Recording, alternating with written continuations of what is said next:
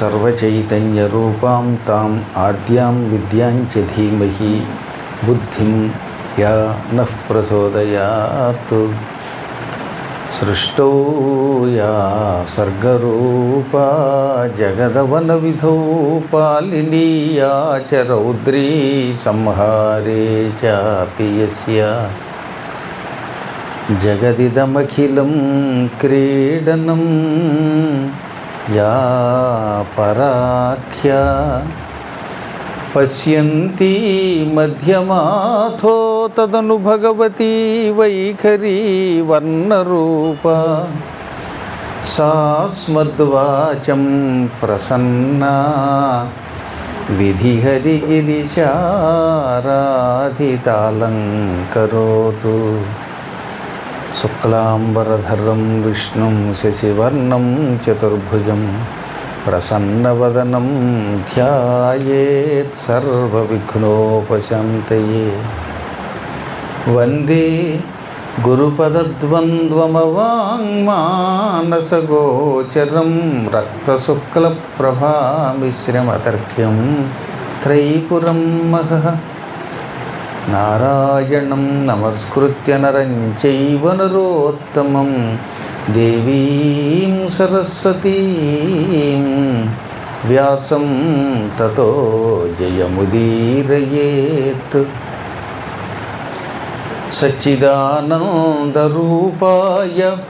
విశ్వోత్పత్యాదిహేతవే తాపత్రయ వినాశాయ శ్రీకృష్ణాయ వయం నమః. ఓం క్లీం కృష్ణాయ గోవిందాయ గోపీజనవల్లభాయ నమః. జై శ్రీరామ్. శ్రీమద్భాగవత సప్తాహం నిన్ననే ఆరంభమయ్యింది. వాళ్ళు రెండో రోజు కార్యక్రమంలో అడుగు పెట్టాం. సాధారణంగా భాగవత సప్తాహం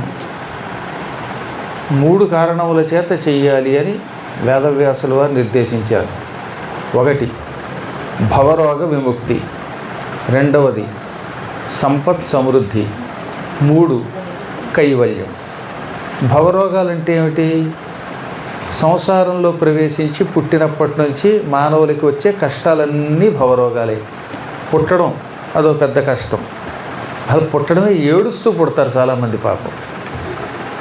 ఏదో మీలాంటి పుణ్యాత్ములు నవ్వుతూ పుట్టి ఉండొచ్చేమో కానీ 90% ఎవడైనా పుట్టడంతో వాళ్ళకి ఇంగ్లీష్ వచ్చు కనుక కేర్ అంటూ ఏడుస్తారు. అంటే కేర్ తీసుకోమని.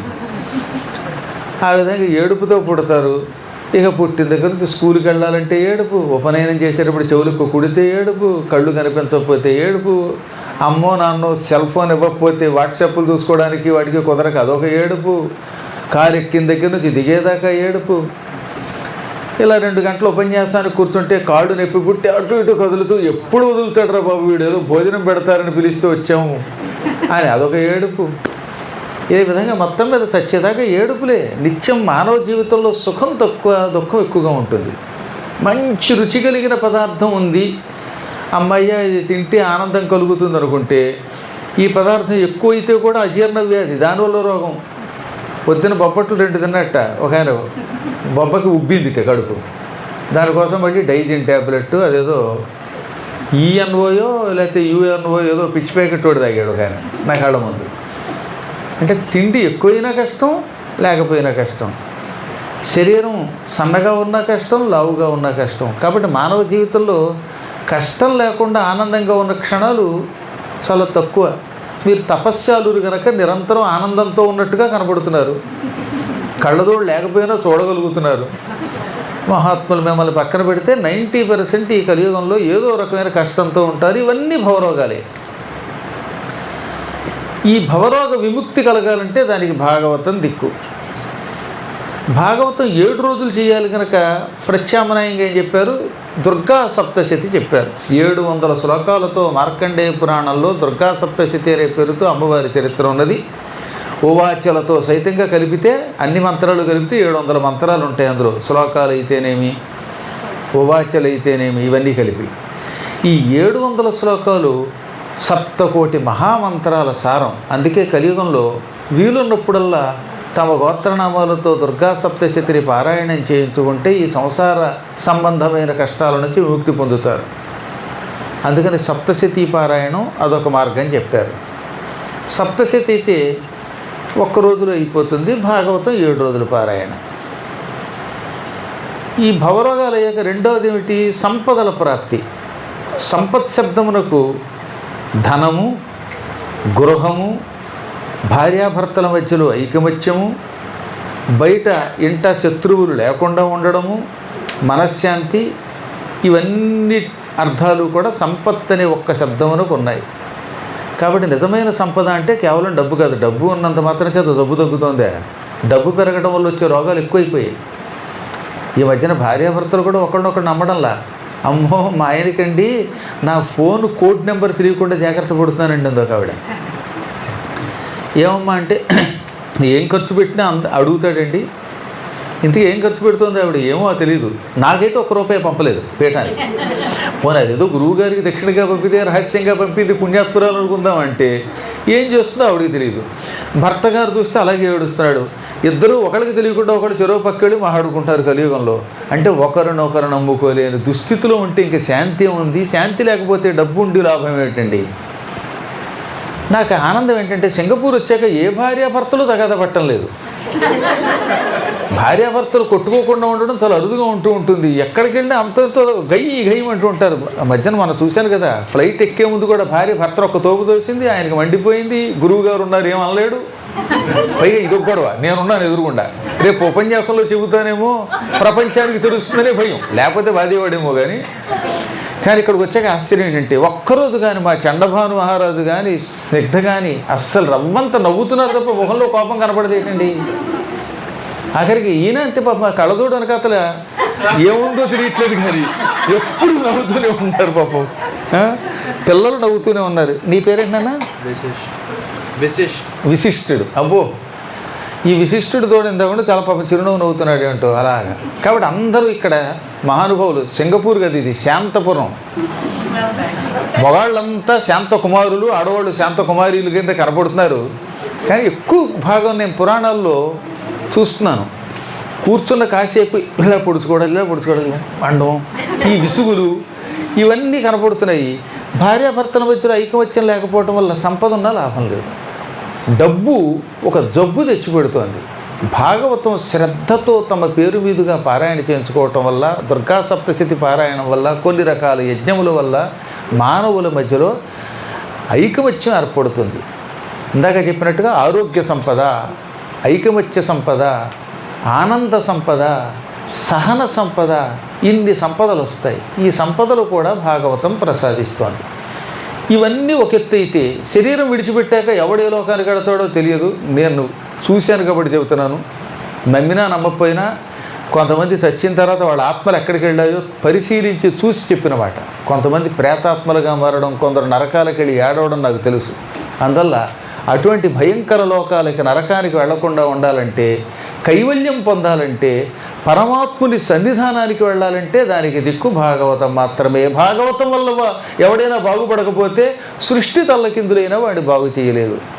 అందుకని వీటిని దృష్టిలో పెట్టుకుని నా యావజ్జీవితం ఇటు భాగవత సప్తాహాలకి, పురాణాలకి, ఈ దుర్గా సప్తశతి పారాయణలకి వీటికి అంకితం చేశాం. ఇది 409వ భాగవత సప్తాహం. ఈ విడతలో భాగంగా ఇక్కడ వీళ్ళు భాగవతాన్ని 18,000 శ్లోకాలని 3 పండితోత్తములు పారాయణ చేస్తున్నారు. దీంతో పాటుగా దుర్గా సప్తశతిని కూడా పారాయణ చేస్తున్నారు.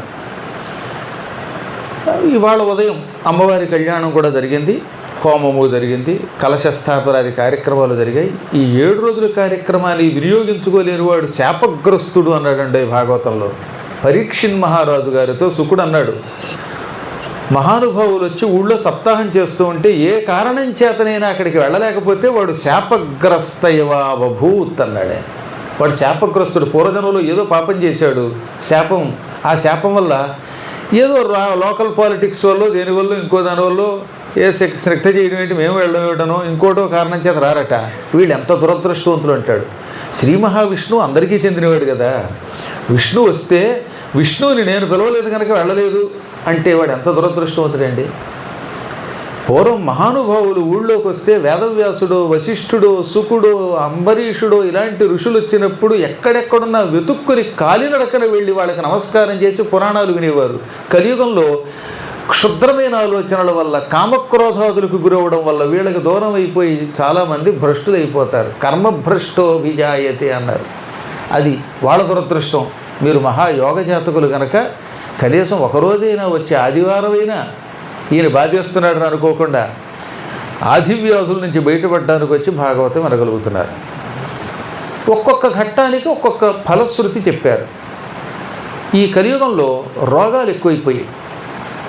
ఏ క్షణంలో ఏ రోగం వస్తుందో తెలియదు. విషరోగాలు, ఆహారంలో కల్తీ అవ్వడం వల్ల వచ్చే రోగాలు, మానసికమైనటువంటి రోగాలు. ఈ రోగ విముక్తికి కాళీయమర్దనం అనే ఘట్టం వినండి అన్నారు. కాళీయమర్దనం వింటే ఈ మానసిక రోగాలు తొలగుతాయి. కొంతమంది సైకలాజికల్ పేషెంట్స్ ఉన్నారు కదా, ఇట్టే తెక్కొచ్చేస్తుంది వాళ్ళకి. కారణం ఏమిటో తెలియదు.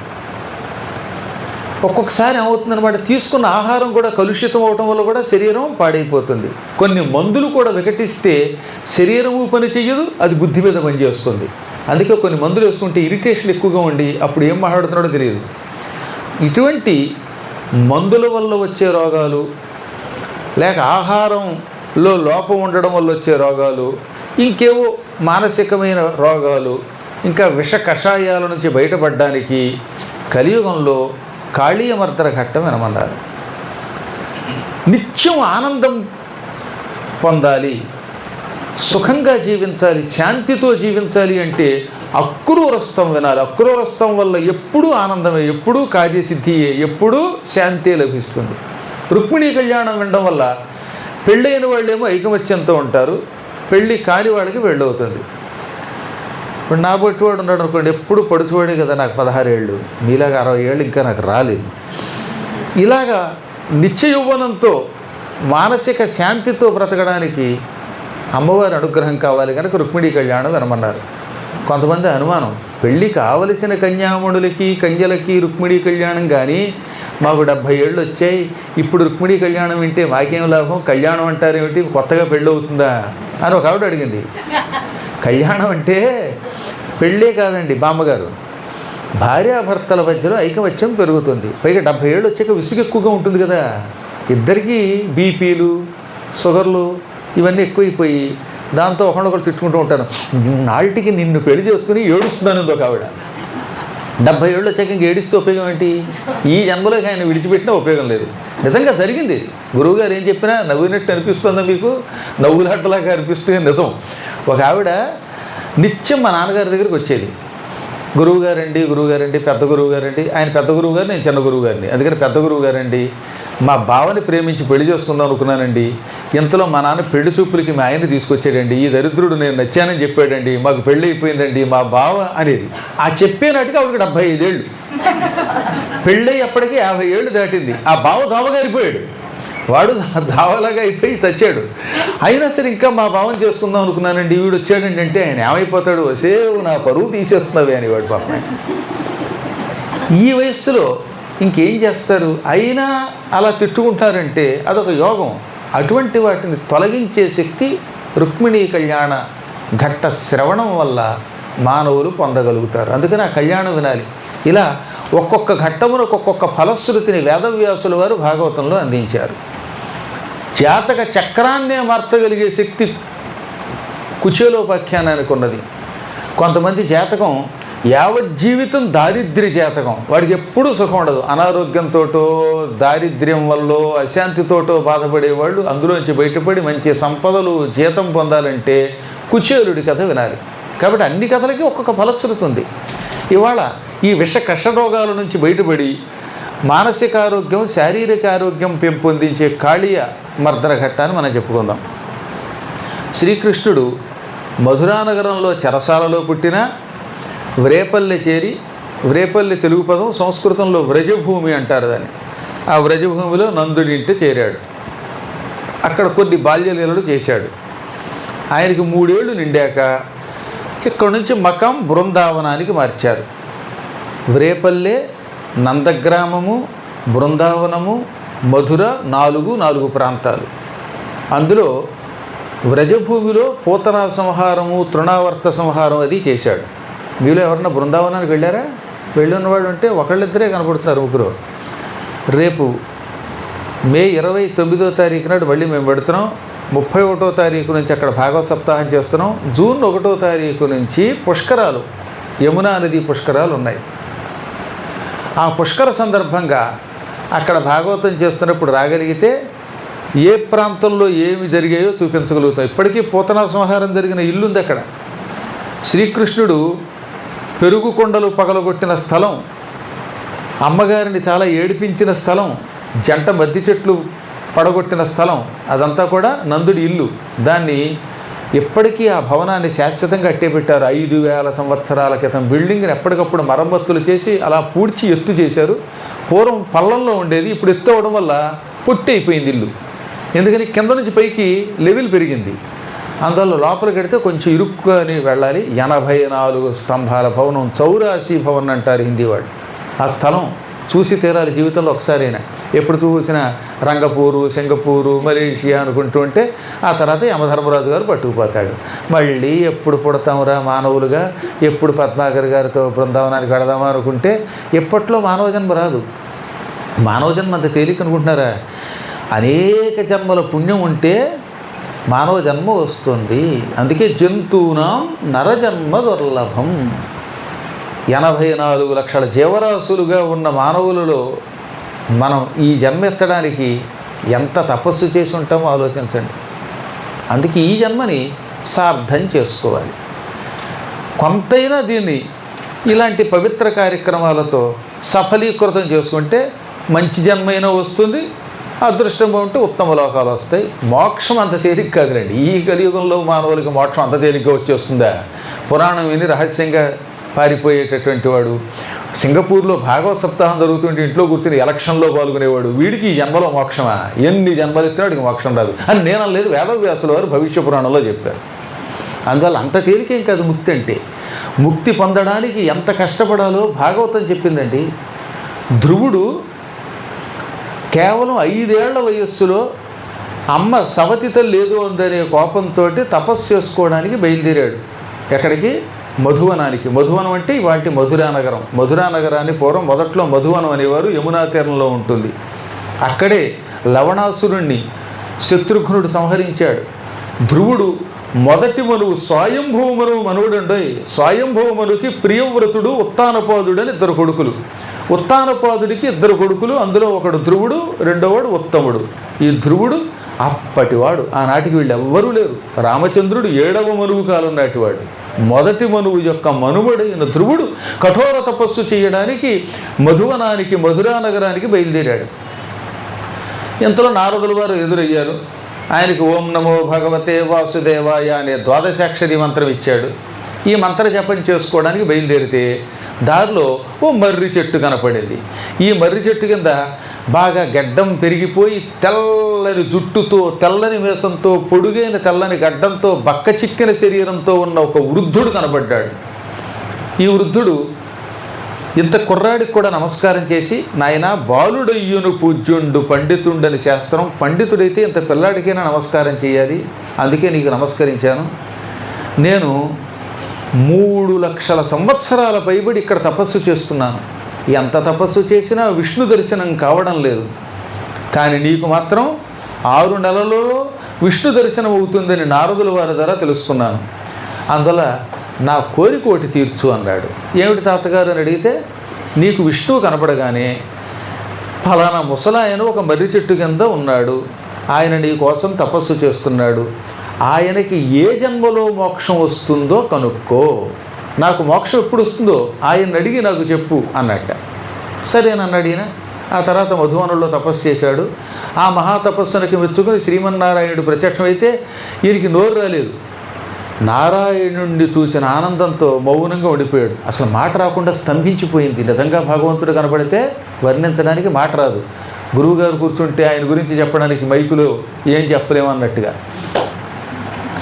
దాంతో అప్పుడు విష్ణు ఏం చేశాడు, తన శంఖాన్ని బొగ్గకి తగిలించాడు. భగవంతుని శంఖం శరీరానికి తగలగానే అద్భుతమైన వాక్చాతుర్యం వచ్చి ఆయన ధ్రువుడు స్తోత్రం చేశాడు. ఆ మహాస్తుతికి మెచ్చుకొని విష్ణువు నీకేం వరం కావాలో కోరుకోమంటే నా సంగతి పక్కన పెట్టండి, ఓ మర్రి చెట్టు ఉంది అక్కడ, ఈ వచ్చే దారిలో ఆ మర్రి చెట్టు కింద ముసలాయన కూర్చున్నాడు, 1000 సంవత్సరాలు తపస్సు చేస్తున్నాడు, ఆయనకి ఎప్పుడు మోక్షం వస్తుందో చెప్పండి అనగా ఆయన నవ్వి వాడి గురించి వదిలేయి అన్నట్టు. లేదండి వాడికి వరం ఇచ్చాకే నాకు వరం ఇవ్వాలి మీరు అనగా, సరే అయితే నువ్వు అడిగావు వాడు చెబుతున్నాను. అతడికి మోక్షం ఎప్పట్లో రాదు.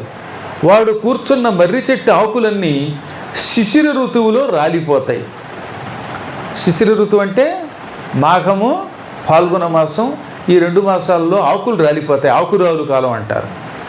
ఆ కాలంలో రాలిపోయిన ఆకులన్నీ లెక్క పెట్టమను. ఆ తర్వాత చైత్ర మాసంలోనూ వైశాఖ మాసంలోనూ చెట్టుకు ఆకులు వస్తాయి, ఈ కొత్తగా వచ్చిన ఆకులు లెక్కెట్టమను. ఒక మర్రి చెట్టు ఆకులు రాలిపోయినవి కొత్తగా పుట్టినవి లెక్క పెట్టాలి. కనీసం 4 లక్షల ఆకులు ఉంటాయి, కనీసం 4 లక్షలు, అంత పెద్ద చెట్టు అది. ఆ రాలిన ఆకులు కొత్తగా వచ్చిన ఆకులు లెక్క పెట్టగా ఎన్నున్నాయో అన్ని జన్మలకి కానీ వాడికి మోక్షం రాదు అన్నట్ట. దాంతో వీడికి మతిపోయింది, ఏం చేయాలో తెలియక కొంచెం మనస్సుకు అశాంతి కలిగించింది. తర్వాత స్వామివారు అద్భుతమైన వరాలు ఇచ్చాడు, అదంతా ఇక్కడ మనకు అక్కర్లా. వాడు తిరిగి వస్తూ, మహాత్మా విష్ణువు కనపడ్డాడు, కానీ మీకు మోక్షం ఎప్పుడు వస్తుందో చెప్పాలంటే నాకు మనస్సు రావట్లేదు అనగానే, పర్వాలేదయ్యా వాసుదేవుడు చెప్పాక మోసం చేయకుండా చెప్పు అనగా ఈ కథ అంతా చెప్పాడు ఆయన. వెంటనే ముసలాయన ఆనందంతో ఎగిరి గంతులేశాడు. అహనా ముక్తి అంట, ఓహనా ముక్తి అంట అని డ్యాన్స్ చేస్తుంటే ఈయనకి పిచ్చెక్కిందేమో. 4 లక్షల జన్మల తర్వాత కానీ మోక్షం రాదనే మాట వినగానే వెర్రి డ్యాన్స్ చేస్తున్నాడు అనుకుని అతను గట్టిగా పట్టుకుని, ఏం నాయనా నీకేమైనా తేడా చేసిందా అన్నట్ట, లేకపోతే పిచ్చపుచ్చకాయ రసం ఏమన్నా తాగావా అనగా, లేదండి విష్ణు ఒక మాట అన్నాడంటే ఆ మాట ఏమవుతుంది, అయి తీరుతుంది. ఇక్కడ కూర్చున్న వాడికి ఎప్పుడు మోక్షం వస్తుందో ఎవరికీ తెలియదు, కానీ నాకు 4 లక్షల జన్మల తర్వాతైనా ముక్తి గ్యారంటీ, నేను వైకుంఠానికి కడతాను, అందుకు ఆనందంతో ఎగిరి గంతులేస్తున్నాను అన్నాడు ఆయన. వాడు గొప్పవాడంటే అంటే ఆయనకి ముక్తి కనీసం 4 లక్షల జన్మల తర్వాత గ్యారంటీ కార్డు ఒకటి ఉంది, కానీ మనకు తెలియదే. మనం ఎన్ని జన్మలు ఎత్తుతామో తెలియదు. ఈ మానవులుగా, కీటకములుగా, పతంగములుగా ఎగిరి పుట్టి చచ్చి మళ్ళీ పుట్టి మళ్ళీ చచ్చి ఏం చేస్తున్నావో తెలియదు. దీన శుభము లేదు, దివ్య కీర్తియు లేదు, జగతి పుట్టి పుట్టి చచ్చి చచ్చి పొరల నేల, మనకు పుట్టని చావని త్రోవ వెదకి కొనుట దొడ్డ బుద్ధి అంటాడు ప్రహ్లాద చరిత్రలో ప్రహ్లాదుడు రాక్షసులతో. దీనివల్ల ఏం లాభం ఉన్నది? శుభం లేదు, కీర్తి లేదు. ఈ జగత్తులో ఎంతోమంది పుడుతున్నారు, చస్తున్నారు, మళ్ళీ పుడుతున్నారు, మళ్ళీ చస్తున్నారు, పుట్టి పుట్టి చచ్చి చచ్చి ఇలాగే ఎన్నో కష్టాలు అనుభవిస్తూనే ఉన్నారు, ఎప్పటికీ ముక్తి పొందడం లేదు. అలా కాకుండా చావని పుట్టని త్రోవ వెతుక్కోవాలి, మోక్షం గురించి వెతుక్కోవాలి. అటువంటి ముక్తినిచ్చేటటువంటి దివ్యస్థలం శ్రీమన్నారాయణుని కథ శ్రవణమునకు లీలలకి మూల కారణమైన బృందావనము అన్నాడు ఆయన. అటువంటి బృందావనానికి శ్రీకృష్ణ పరమాత్ముడు సరిగ్గా 3 ఏళ్ళు నిండాక వచ్చాడు. అందులో అప్పుడప్పుడైనా మీ పోటీ వాడు కాస్త తీర్థయాత్రలు చేయాలండి. తీర్థయాత్రలు చేస్తే ఎన్నో లాభాలు ఉంటాయి. ఇందాక చెప్పినట్టుగా ఆ పూతన సంహార ఘట్టం, ఆ 84 భవనాల 84 స్తంభాల భవనము, ఇంకా అక్కడే బ్రహ్మదేవుడు శ్రీకృష్ణుడిని పరీక్షించబోయి ఎన్నో కష్టాల పాలైనటువంటి ఒక స్థలం ఉంటుంది, దాన్ని రమణ్రేతి అంటారు. అదొక అద్భుత స్థలం, సద్దన్నం తిన్న స్థలం. గోపికా వస్త్రాపహరణానంతరం వస్త్రాలు దాచినటువంటి కదంబ వృక్షం, కడిమి చెట్టు, ఇవన్నీ ఉన్నాయి ఆ ప్రాంతంలో. బరసానా అని ఉంటుంది, రాధాదేవితో పాటు కృష్ణుడు తిరిగిందనమాట. రాధామాధవులు ఇద్దరూ తిరిగిన దివ్యస్థలం అది, దాన్ని బరసానా అంటారు. అక్కడే రాధామాధవులకి బ్రహ్మదేవుడు కళ్యాణం జరిపించినట్టుగా నారద పురాణము, బ్రహ్మ వైవర్త పురాణము, మరల గర్గభాగవతం అనే 3 ఉంటుందన్నమాట. ఆ స్థలం చూస్తే శరీరం గగురుపాటు గురుగుతుంది. రాత్రిపూట రాధామాధవులు అక్కడ తిరుగుతారు. ఆ పక్కన కింద చుట్టుపక్కల ఇళ్ల వాళ్ళకి రాత్రిపూట రాధామాధవులు నృత్యం చేస్తూ ఉంటే ఆ నృత్యం యొక్క శబ్దం వినపడుతుందన్నమాట. రాధాదేవిని కృష్ణుడు బతిమాలుకుంటున్న సంఘటన చూసిన యోగులు ఉన్నారు. మీరాబాయి చూసింది. మీరాబాయి నిన్నగాక మొన్న ఒక 200 ఏళ్ల క్రితం 300 ఏళ్ల క్రితం ఆవిడ రాధా కృష్ణుడు అక్కడ నృత్యం చేయడం చూసింది. ఇంకా భక్త జయదేవుడు అయితే చెప్పక్కర్లా. జయదేవుడు అక్కడికి వెళ్ళి ఎన్ని కీర్తనలు రాశాడండి. ఆయన రాసిందే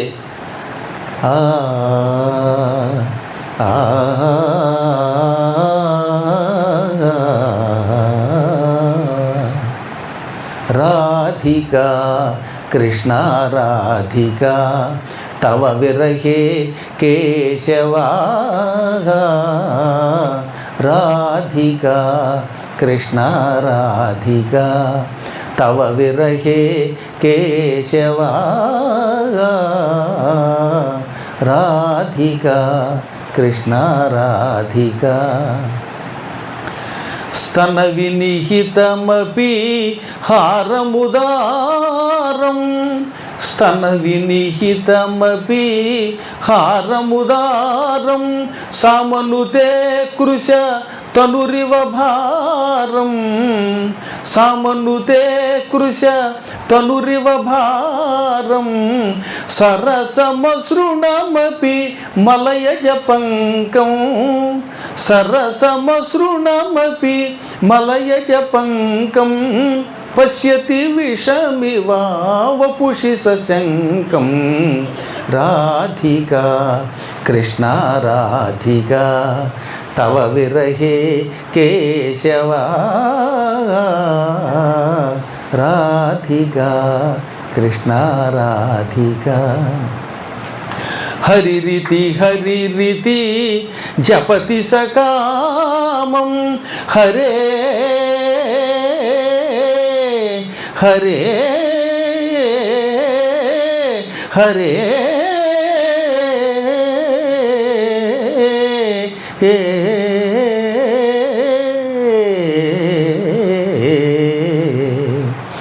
హరిరితి హరిరితి జపతి సకామం హరిరితి హరిరితి జపతి సకామం విరహ విహిత మరణేన నికామం విరహ విహిత మరణేన నికామం శ్రీజయదేవ భణితమితి గీతం సుఖయతు కేశవా పదముపనీతం రాధికా కృష్ణ రాధికా తవ విరహే కేశవా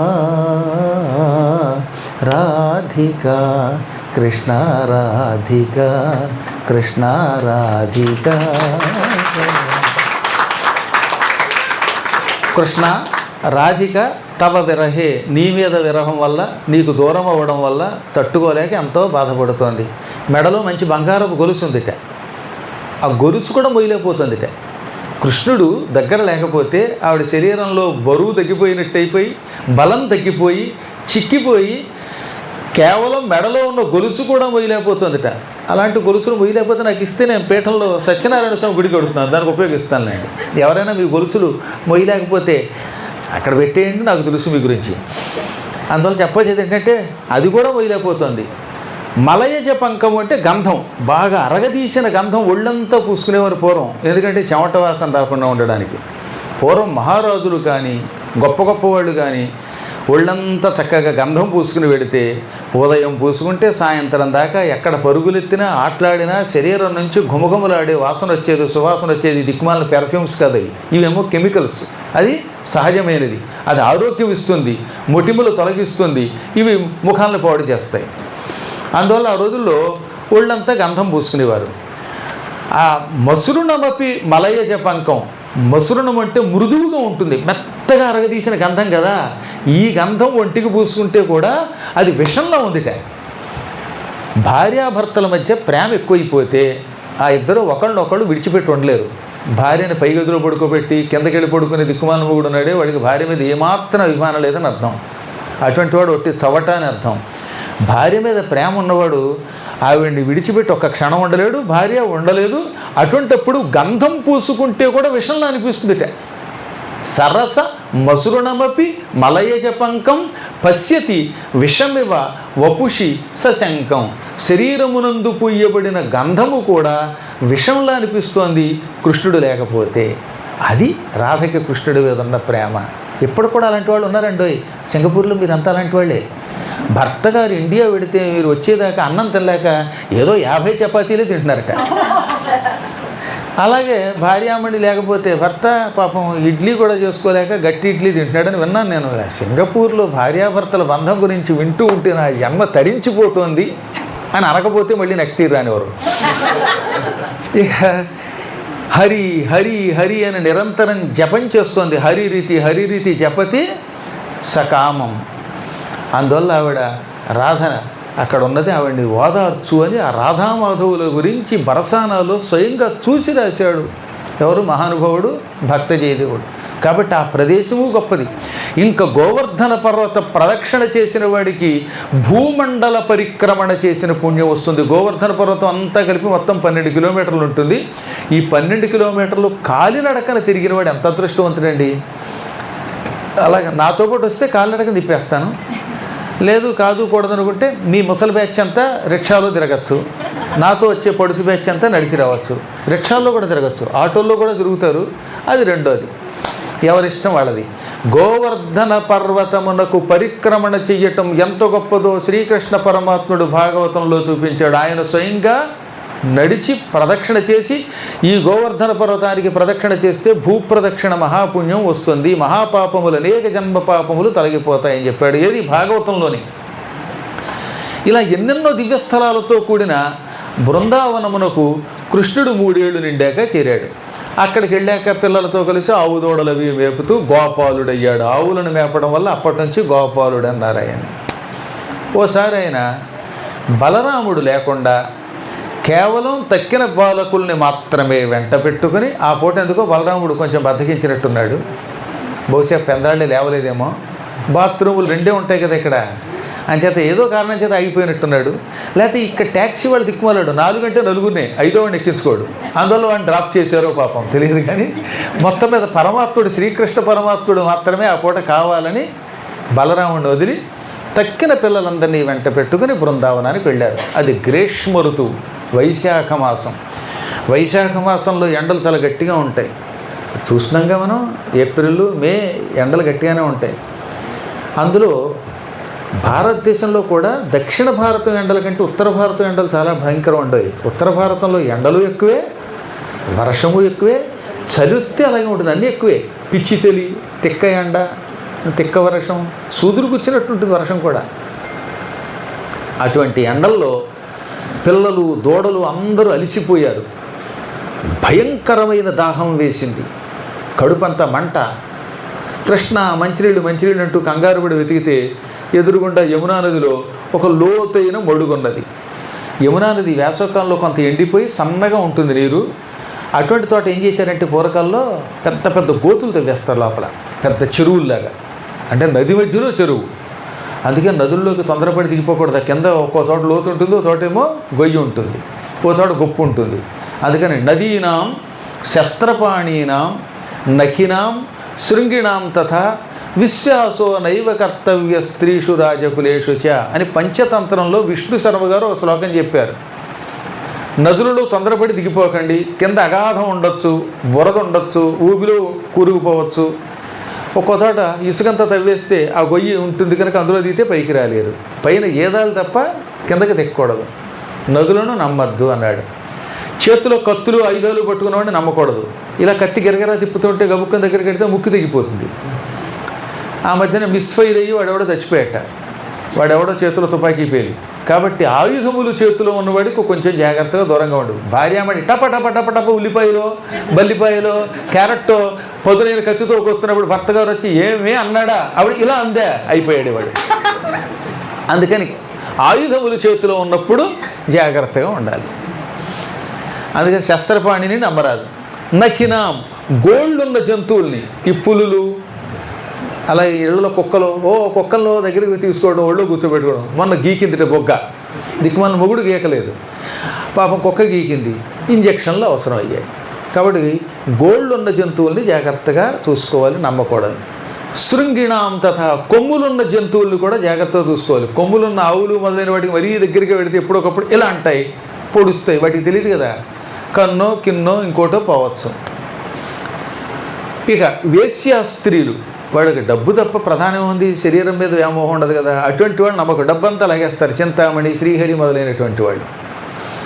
రాజకులేషు చ అధికారుల్ని నమ్మద్దు. ఇక్కడ రాజకులం అంటే అర్థం మహారాజులు, అంటే మీకు బాస్. ఎంత ప్రేమగా చూస్తున్నా ఎంత మంచివాడు, బాగా వర్క్ చేస్తూ ఉంటాడు, చిరునవ్వుతోనే రేపొద్దునెప్పుడు పోస్టింగ్ కాస్త ఊస్టింగ్ అంటాడు. అందుకని బాస్ అనేవాడు ఎప్పుడు యాస్ లాంటివాడు, ఎప్పుడు పొమ్మంటాడో తెలియదు. అందుకని అధికారిని కూడా నమ్మద్దు అన్నారు. పాపం వీళ్ళేం చేశారు, పెద్ద అగాధమైన గొయ్యి ఒకటి అందులో తవ్వారు. అదో పెద్ద చెరువులో ఉంటుంది. వేసవకాలంలో దాని నిండా నీరు ఉంటుంది, మిగతా యమునంతా సన్నగా ప్రవహిస్తుంది. అందులో నీళ్లు ఉన్నాయి కదా అని ఆ కాళిందిలో గుటుక్కుని నీళ్లు తాగారు. తాగిన వాళ్ళు తాగినట్టే అంతా కింద పడి చచ్చిపోయారు. మొత్తం దూడలు, పిల్లలు అందరూ క్షణకాలంలో మరణించారు. అప్పుడు శ్రీకృష్ణుడు, ఓహో, ఈ యమునా నదీ జలములు అగాధమైన ఈ ప్రాంతంలో విషపూరితమయ్యాయి. కారణం, ఇందులో కాళీయుడనేటటువంటి ఒక సర్పం ఉన్నాడు, వాడి వల్ల ఇదంతా విషపూరితమయ్యింది అని భావించి తన అమృత దృష్టితో వాళ్ళని బతికించి చచ్చిపోయిన వాళ్ళని కాళీయుడిని అందులోంచి బయటికి గింటాడు అని కథ క్లుప్తంగా పరీక్షిత్తుతో శుకుడు చెప్పగానే శుకుడితో పరీక్షిత్ అడిగాడు, స్వామి, శ్రీకృష్ణుడి లీలలు ఎంత విన్నా ఇంకా వినాలనిపిస్తూ ఉంటుంది, అందుకే అడుగుతున్నాను. సాధారణంగా పాములన్నీ రమణక ద్వీపం అనే ద్వీపంలో ఉండేవి.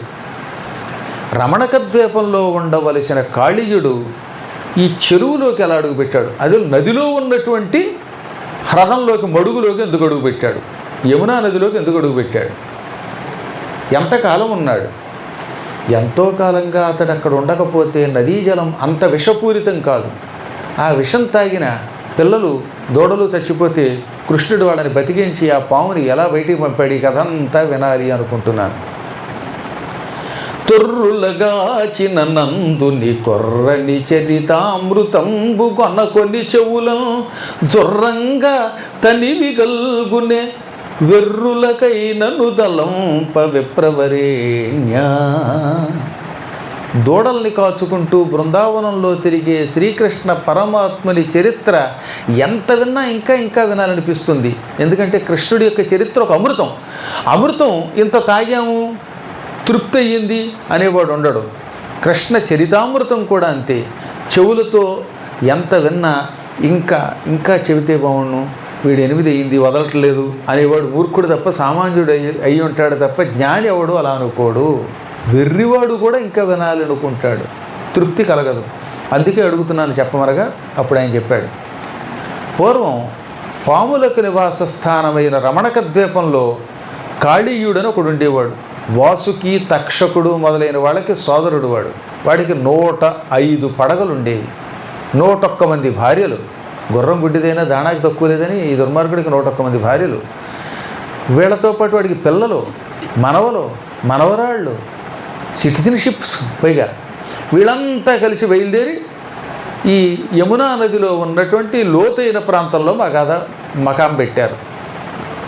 నదిలో ఉండే లోతైన ప్రాంతాన్ని తెలుగులో మడుగంటాం, సంస్కృతంలో హ్రదము అంటారు. అది నదే. ఆ నదిలో ఒక చోట కొంత లోతు ఎక్కువ ఉంటుంది అన్నమాట. లోతుగా ఉంటేనే వాళ్ళు ఉండగలరు కనుక. ఈ దుర్మార్గుడు 105 పడగలతోటి బుస్సు బుస్సుమంటూ కస్సుమంటూ నిరంతరం విషం వెదజల్లుతూ ఉంటే ఆ విషంతో ఆ ప్రాంతం అంతా, దాదాపు ఒక 1/2 మైలు ప్రాంతం అంతా పూర్తిగా విషపూరితమైంది. అక్కడి నుంచి ప్రవాహ వేగంతో క్రమంగా విషం తగ్గింది. ఆ ప్రాంతంలో వాడి విషం వల్ల ఆ మడుగు కొత్త కొత్త కొత్త సున్నం బట్టి ఉడికినట్టు ఉడికేది. అందులోంచి పొగలు పైకి లేచేవి, ఏది విషాగ్ని జ్వాలలు. అందులోంచి వస్తున్న గాలి పీల్చి పక్షులు ఆకాశంలో ఎగురుతున్నవి టక్కన చచ్చందులో పడేవి. ఆకాశంలో ఎగురుతున్న పక్షులు కింద నుంచి విషజ్వాలలు పైకి వస్తున్నాయి. ఆ పొగలోను ఆ వాసన అది పీల్చేవి చచ్చిపడిపోగానే వాటిని వాళ్ళు మింగేసేవారు. పొరపాటున ఎవరైనా ఆ 1/2 మైలు చుట్టు ప్రాంతాల్లో ఉన్నవాడు మంచినీళ్ళు అందులో తాగారా చచ్చిపోయేవారు. ఆ చచ్చిన వాళ్ళని వాడు పీక్కు తినేసేవారు, మింగేవారు. దాంతో అటువైపు రావడం మానేశారు. జనాలు ఎవరు ఆ చుట్టుపక్కల తిరిగేవారు కాదు, దూరంగా పోయేవారు. కానీ తెలియక శ్రీకృష్ణ పరమాత్మునితో పాటు ఉన్న ఈ పిల్లలంతా అక్కడికి వచ్చి కృష్ణుడు చెబుతున్నా వినిపించుకోకుండా దూడలతో పాటు నీళ్లు తాగి మరణించగానే పరమాత్ముడికి వీళ్ళ మీద జాలి కలిగింది. నన్ను నమ్మారు, నాతో పాటు బృందావనంలో గో సంరక్షణకు వచ్చారు, వీళ్ళ రక్షణ భారం నాదని భావించి చూపులతో వాళ్ళు బతికించాడు. ఆయన అలా చూడగానే ఆ కంటి చూపులోంచి అమృతం బయటకు వచ్చింది. ఆ అమృతం ఆ చచ్చిన వాళ్ళ మీద రవ్వంత ప్రసరించగానే టక్కనంతా లేచారు. మేము మరణించాం, కృష్ణుడు చూపులతో బతికించాడని గ్రహించి వాళ్ళు ఆయనకి నమస్కరించాక మీరు ఇక్కడే ఉండండి, ఈ దుష్ట సర్పాన్ని ఈ మడుగులో నుంచి బయటికి పంపేస్తాను. ఈ పాము ఇక్కడున్నంతకాలం ఇవాళ కాకపోతే రేపైనా మళ్ళీ మీకే కాదు అందరికీ ప్రమాదంగానే ఉన్నది. పశువులకి, పక్షులకి, మానవులకి అందరికీ ప్రమాదం కలిగిస్తున్న కాళీయుణ్ణి ఇక్కడి నుంచి పంపుతానన్నాడు ఆయన. కాళీయ ఫణి దూషితయగు కాళింది పవిత్రజేయగా నుత్సుకుడై కాళింది జలవర్ణుడు కాళియ వెడలంగ నడచే కౌరవ ముఖ్య. కాళింది జలవర్ణుడు అన్నారు ఆయన. యమున అనేది నల్లగా ఉంటుంది, కృష్ణుడు కూడా నల్లగా ఉంటాడు. నల్లని కృష్ణుడు కాళింది జలాలని శుభ్రం చెయ్యాలంటే కాళీయుడు అందులో ఉండకూడదు గనక వాడిని పంపడానికి ఓ ప్రణాళిక వేశాడు ఆయన. డైరెక్ట్గా నీళ్లలోకి దూకితే వాడు బయటికి రాడు. అందుకని వాడి అడుగులో ఉన్నవాడిని, ఎక్కడో అగాధ జలాల్లో అట్టడుగులో దాక్కున్నవాడిని పైకి రప్పించాలి. రప్పించాక వాడి దుంప దించాలనుకుని వెంటనే ముందు గోచీ పంచి గట్టి బిగించి కట్టుకున్నాడు. ఈత కొట్టేవాడు ఎప్పుడు కూడా తువ్వాలో లాగో గట్టిగా కట్టుకోవాలి, లేకపోతే నీళ్ళలో కొట్టుకుపోతే ప్రమాదం. అందుకని ముందు పంచె బిగించి కట్టుకున్నాడు. ఈ పైనుండే వస్త్రం ఉంటుంది కండువ, దాని నడువుకి ఒక మొలతాడులాగా బిగించి గట్టిగా ముడేసుకున్నాడు. కాళ్ళు రెండు ఒక్కసారి అలా తాటించాడు. పక్కనే ఓ పెద్ద కదంబ వృక్షం ఉన్నది. సంస్కృతంలో కదంబం అంటాం, తెలుగులో కడిమి చెట్టు అంటాం. పెద్ద చెట్టు అది. ఆ చెట్టు పైకి ఎక్కాడు. చెట్టు పై నుంచి అమాంతంగా నీళ్లలోకి ఒక్కసారి దూకాడు. దాదాపు 500 మీటర్లు ఎత్తుగా ఉండే, 1 కిలోమీటర్లో సగం అంత ఎత్తుండేటటువంటి ఆ పెద్ద చెట్టు పైకెక్కి కిందకు దూకెట్టాను. కటి చేలంబు బిగించి పింఛమును చక్కం కొప్పు బంధించి దోస్తట సంస్ఫాలనమాచరించి చరణద్వంద్వంబు కీలించి తత్కుట శాఖాగ్రము మీది నుండి ఉరికెన్ గోపాల సింహంబు దిక్ తటముల్ మ్రోయ హ్రదంబులో గుభగుభద్ధానం వనూనంబుగన్. కాళ్ళు చేతులు ఒకసారి తాటించుకొని నెమలి పింఛం ఊడిపోకుండా బిగించుకొని, వస్త్రం ఊడిపోకుండా దాన్ని బిగించి కట్టుకొని, ఒక్కసారిలా చేతులు జబ్బలు తరుచుకొని పైకెక్కి అందులోంచి ధామని దూకాడు ఆయన. ఒక్కసారి శ్రీకృష్ణుడు అందులో దూకడంతో పెద్ద శబ్దం వచ్చింది. ఆయన అడుక్కెళ్ళాడు, నీరు పైకి లేచిపోయింది. ఆ నీరు దబ్బ దబ్బ దబ్బ శబ్దం చేసుకుంటూ యమునా నదిలో నుంచి ఒడ్డుకు వచ్చింది. ఒడ్డుకు రావడమే కాదట, 100 ధనుస్సుల మేర, అంటే దాదాపు మైలు కంటే ఎక్కువ దూరం ఒడ్డుగల వెళ్ళిపోయింది. ఎక్కగా ఆ నీరు ఈయన దెబ్బకి లేచి కెరటంగా వచ్చి ఒడ్డు మీదకి వెళ్ళి ఒడ్డు మీద ఉన్నటువంటి చెట్లని తడుపుకుంటూ కొన్నింటిని కూలగొట్టుకుంటూ వెళ్ళిపోయింది. భూరి మహాభయంకర ప్రపూర్ణ గభీర తరారుణ సాగరంబునై. మహాపరాక్రమవంతుడు ఆయన. అందులో దూకి దబదబదబ ఈతలు కొడుతూ ఉంటే ధనుష్యతమాత్ర భాగ విస్తారము వంగెనం మడువు తప్త పయక్కణ బుద్బుదోగ్రమై. పాలు మరగబెడితే ఏమవుతుంది? కొత్త పొంగుతాయి. పొంగి బుడగలతో పాటు ఆ పాలు నేల మీద ఒలుగుతాయి. అలాగా మొత్తం యమునా నది కొత్త ఉడుకుతూ అందులోంచి నీరు పైకి లేచి 100 ధనుస్సుల మేర దూరంగా వెళ్ళిపోయింది. చెట్లు కూడా కూలిపోయాట, కింద పడిపోయాట. నేను ఒకప్పుడు మత్స్యావతారం ధరించాను. భయంకర సముద్రంలో ఈది ఋషులను వైవస్వతమనువుని రక్షించాను. మహాసముద్రంలో నిరంతరం ఈదే మత్స్యావతార స్వరూపుడికి నాకు ఈ యమునా నదిలో ఒక మడుగు ఒక లెక్క అన్నట్టు ఈదాడు ఆయన అన్నారు. పరమాత్మనికి యమునో లెక్క, సముద్రంలో ఈదేవాడికి. పాఠీనాకృతి తోయరాశి నడుమన్ భాసిల్లి మున్నాఢ్యుడై కాఠిన్యక్రియ ఈదు నేర్పు తనకున్ కల్మిల్ భుజంగేంద్ర హృత్పీఠాగ్రంబున రోషబహునులెగయన్ భేమంబుగా నీదే ఉల్లోఠోత్తుంగతరంగయై మడుగు దుర్లోక్యంబుగా బాహులను. నేను మహామత్స్యాన్ని, చేప రూపంలో, అందులో కూడా కొమ్మున్నటువంటి పెద్ద చేప రూపంలో ప్రళయకాల సముద్రంలో ఈదిన నైపుణ్యం ఉన్నది కనుక ఈ మడుగు నాకు చిన్న అడుగు లాంటిది అన్నట్లుగా భావిస్తూ గోపబాలుడు చేతులతో దబ ఈదడం మొదలెట్టాడు. కాళ్ళతో వెనక నుంచి నీళ్ళం తన్నాడు. అలా ములిగీత పయ్యేత వెనకేత కొడుతూ మొత్తం మడుగంతా కలచి వేశాడు. మడుగంతా ఉడికిపోయింది. అడుగునున్న బురదంతా పైకి వచ్చింది. ఒక క్షణకాలంలో మొత్తం యమునా నదిలో ఉన్న మడుగంతా గందరగోళం అయిపోయింది. అక్కడ ఏం దొరుకుతుందో కూడా తెలియనట్టుగా చేశాడు ఆయన. ఈ సమయంలో ఒక 500 పీతలు, 1000 చేపలు, కొన్ని చచ్చిపోయిన పక్షులు, ఇవన్నీ మధ్యాహ్నం పూట లంచ్గా తీసుకుని నిద్రపోతున్నాడు పాపం. కొంతమంది మధ్యాహ్నం భలే నిద్రపోతారండి బాబు. వాళ్ళు నిద్రైతే వాళ్ళు లేపడం అవడం వల్ల కాదు. వీడు నీళ్లలో అడుగును పడుకుని నిద్రపోతున్నట్ట బాగా తిని. మనకు మళ్ళీ బొబ్బట్లు తింటాడా? వాడు శుభ్రంగా తిని పడుకుంటే ఈ కృష్ణుడు ఈత కొడుతూ ఉంటే కల్లోలమైపోయి మడుగు వాడికి మెలకు వచ్చింది. వాడికి విసుగు వచ్చింది. అందులో రాత్రి కంటే పగలు నిద్రపోతున్న వాడిని లేపితే చిరాకు ఎక్కువ అంటారు. మరి నాకు తెలియదు, మీరే చెప్పాలి అనుభవజ్ఞులు కనుక. ఈ మధ్యాహ్నం పూట హాయిగా నిద్రపోతున్న వాడికి మండింది. ఎవడురా వీడు నా మడుగులోకి అడుగుపెట్టి తడబాటు లేకుండా బుడబుడా శబ్దాలు వచ్చేలా చేస్తూ ఈత కొడుతున్నాడు, వీడి సంగతి ఏమిటో చూస్తాను అంటూ బుస్సుమంటూ కస్సుమంటూ పైకి లేచాడు. లేచి లేవడంతో మొత్తం 105 పడగలు అలా విప్పాడు. కృష్ణుడిని ఒక్కసారి కాటేశాడు. కాటు వేసి అక్కడతో అక్క ఆయన శరీరం అంతా తన శరీరంతో చుట్టేశాడు.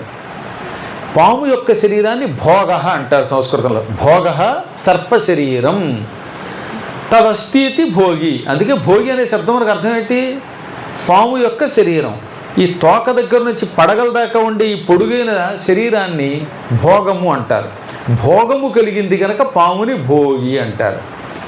సంక్రాంతికి ముందు భోగి అనే ఒక పండుగ వస్తుంది. దానికి ఆ పేరు ఎందుకు పెట్టారంటే మన వెన్నుపూసలో ఓ పాము ఉన్నది, అదే వెన్నుపాము అంటున్నాం మనం. దాన్నే కుండలిని శక్తి అంటారు. 7 చుట్టలు చుట్టుకొని పడగలు కిందకు పెట్టి తోక పైకి పెట్టిన పాము ఆకారంలో ఉంటుంది. ఆ సర్పాకారంలో ఒక పాము ఉంది కనుక మనం వెన్నుపాము ఉంటున్నాం కనుక అందులోనే చైతన్యము జపము మన యోగశక్తి ఉంది కనుక దానిని చైతన్యపరచాలి. నిద్రపోతున్న దాన్ని చురుకుతనంలోకి తీసుకురావాలి. మన అందరిలో శక్తులు ఉన్నాయి కానీ వాటిని వాడుకోవడంలా. 4 రోజులు నడవకుండా తిని పడుకోండి, 5వ రోజు నడవమంటే నడవలేరు.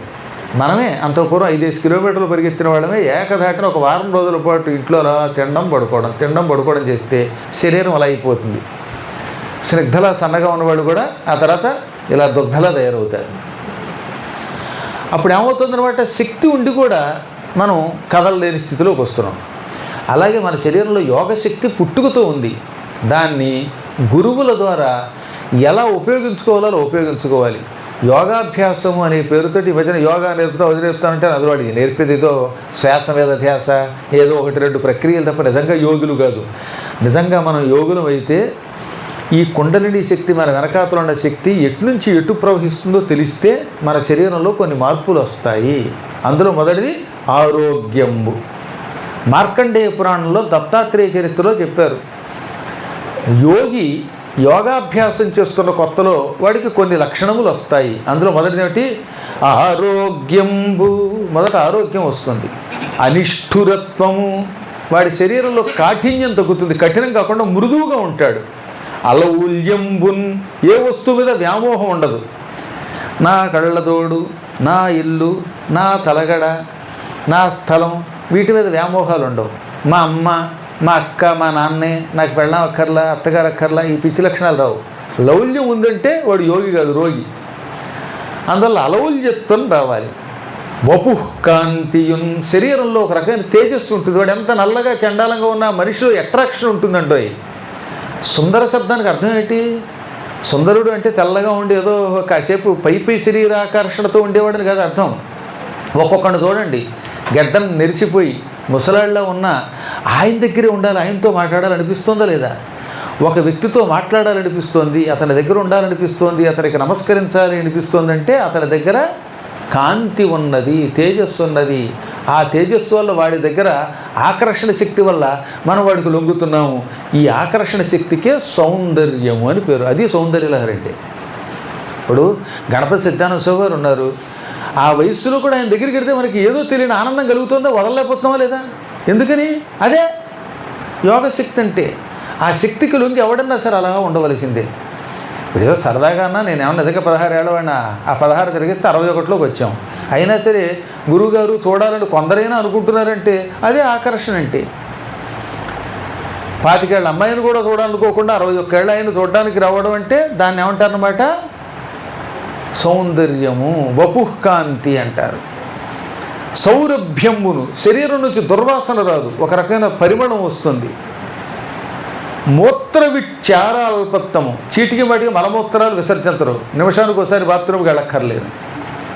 ఇవన్నీ ప్రాప్తయోగారంభుండగువానికిన్ ప్రథమ చిహ్నంబుల్ నరేంద్రోత్తమా అని మదాలస చరిత్రలో, దత్తాత్రేయ చరిత్రలో, మార్కండేయ పురాణంలో చెప్పారు. దత్తాత్రేయ చరిత్ర చాలా గొప్పది. యోగాభ్యాసం చేస్తూ ఉంటే ఈ లక్షణాలు వస్తే వాడు యోగి. అంతే అలా కూర్చొని 2 ఆసనాలు వేస్తే కేవలం ఆరోగ్యం వరకు మాత్రమే ఉంటుంది, తక్కినవి రావు. ఈ ఆరోగ్యమునిచ్చే కుండలిని శక్తిని పాముతో పోల్చారు. ఆ సర్పము తలంటి స్నానం చేయటం వల్ల, కుంకుడుకాయలతో తలంటుకోవటం వల్ల, అభ్యంగన స్నానం చేయటం వల్ల, ఒళ్ళంతా నూనెది పూసుకుని చేయవలసిన పనులు చేయటం వల్ల కొంచెం తొందరగా చురుకుతనం పొందుతుంది కనుక ఆ దినమును ఏమన్నారు, భోగి అన్నారు. భోగి అని పిలిచారు. కాబట్టి భోగి శబ్దం అలా వచ్చింది. ఈ కాళీయుడి శరీరంలో ఉన్న చుట్టు ఉందే, పాము శరీరం, ఆ తాడులో ఉంటుంది, సాగుతుంది. దానితో శ్రీకృష్ణుడి గట్టిగా చుట్టుముట్టేసి పైన పడగలబట్టాడు, గట్టిగా నొక్కేశాడు, బంధించాడు. తన సర్ప శరీరంతో బంధిస్తే కృష్ణుడికి ఏమనిపించింది, నేను కాసేపు ఈ పాము చుట్టల్లో తలకాయ వాల్చేసి ఉంటాను, చచ్చిపోయినట్టు నటిస్తాను, స్పృహ తప్పినట్టు నటిస్తాను. అప్పుడు ఈ గోపికలకి, గోపాలకులకి నా మీద ప్రేమ ఉందో లేదో తెలుస్తుంది. ఎంతకాలం నేను ప్రేమిస్తున్నారు, వాళ్ళు కూడా ప్రేమిస్తున్నారో లేదో తెలుసుకోవాలి కదా అనుకున్నాడు ఆయన. I want to test him అనుకున్నాడు. మొత్తం వీళ్ళందరినీ కూడా టెస్ట్ దెమ్ అనుకుని ఇలాగే ఉండిపెట్టు కాసేపు, తల వేళ్లాడేసి. ముఖ్యంగా అమ్మని, నాన్నని, ఈ స్నేహితులు వీళ్ళందరినీ పరీక్షించాలి. నేను ఇలాగే పడిపోయి ఉంటే వాళ్ళు ఏం చేస్తారో చూద్దాం అనుకుని తలవాల్చి కాసేపు కొంటిగా ఉండిపోయాడు. సరిగ్గా ఆ సమయంలో ఒడ్డు మీద ఉన్న పిల్లలు, దూడలు, గొల్లును ఏడ్చారు. కాళీయుడి చుట్టలలో కదలకుండా ఉన్న కృష్ణుని చూచి ప్రాణము లేని ఇంద్రియముల్లా అయిపోయారన్నారు. కళ్ళు, ముక్కులు, చెవులు, నాలుక, చర్మము, ఈ 5 జ్ఞానేంద్రియాలు అంటారు. వాక్కు, పాణి, పాద, పాయు, ఉపస్థ ఇవి కర్మేంద్రియాలు. ఈ కళ్ళు చూస్తాయి, ముక్కులు వాసన చూస్తాయి, చెవులు వినడానికి ఉపయోగిస్తాయి, నాలుక మాట్లాడడానికి రుచికి ఉపయోగపడుతుంది, చర్మం స్పర్శకు ఉపయోగపడుతుంది. కనుక జ్ఞానేంద్రియాలు, సెన్స్ ఆఫ్ ఆర్గాన్స్. ఇంకా మాట్లాడే మాటతో పనులు అవుతాయి. మాట బాగుంటేనే కదా పని అయ్యేది. ఇంటికి వెళ్ళి నీ మొహం తగలయ్యా, ఇంత అన్నం పెట్టవే అంటే పెడతారా? అమ్మ అన్నపూర్ణమమ్మ, నీ అన్నం ఎంత బాగుందో, ఆహా నువ్వు పప్పు చేస్తూ ఉంటే అని పొగిడితే అన్నం పెడతారు. కానీ నీ మొహం తగలయ్యా అని తిట్టి వెళ్ళగానే భర్త కానీ భార్య కానీ అసలు బయట వాళ్ళు కానీ ఎవరైనా సరే అలా అంటే ఎవడన్నా పని ఎందుకు చేస్తాడు? అంచేత మాటతో పని అవుతుంది, చేతులతో పనులు చేస్తున్నాం, కాళ్ళతో నడుస్తున్నాం, అదో పని చేస్తున్నాం.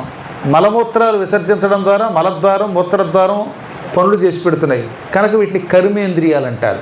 ఈ 10 ఇంద్రియములు ప్రాణం ఉన్నప్పుడే పనిచేస్తాయి. ప్రాణం పోతే ఏమవుతుంది, కళ్ళు అలాగే ఉంటాయి, అలా కూర్చుంటాడు. అది చేతులు, కాళ్ళు ఏం కదలో అలా ఉంటాయి. ఆ తర్వాత వాడిని మోసుకుపోవడమే.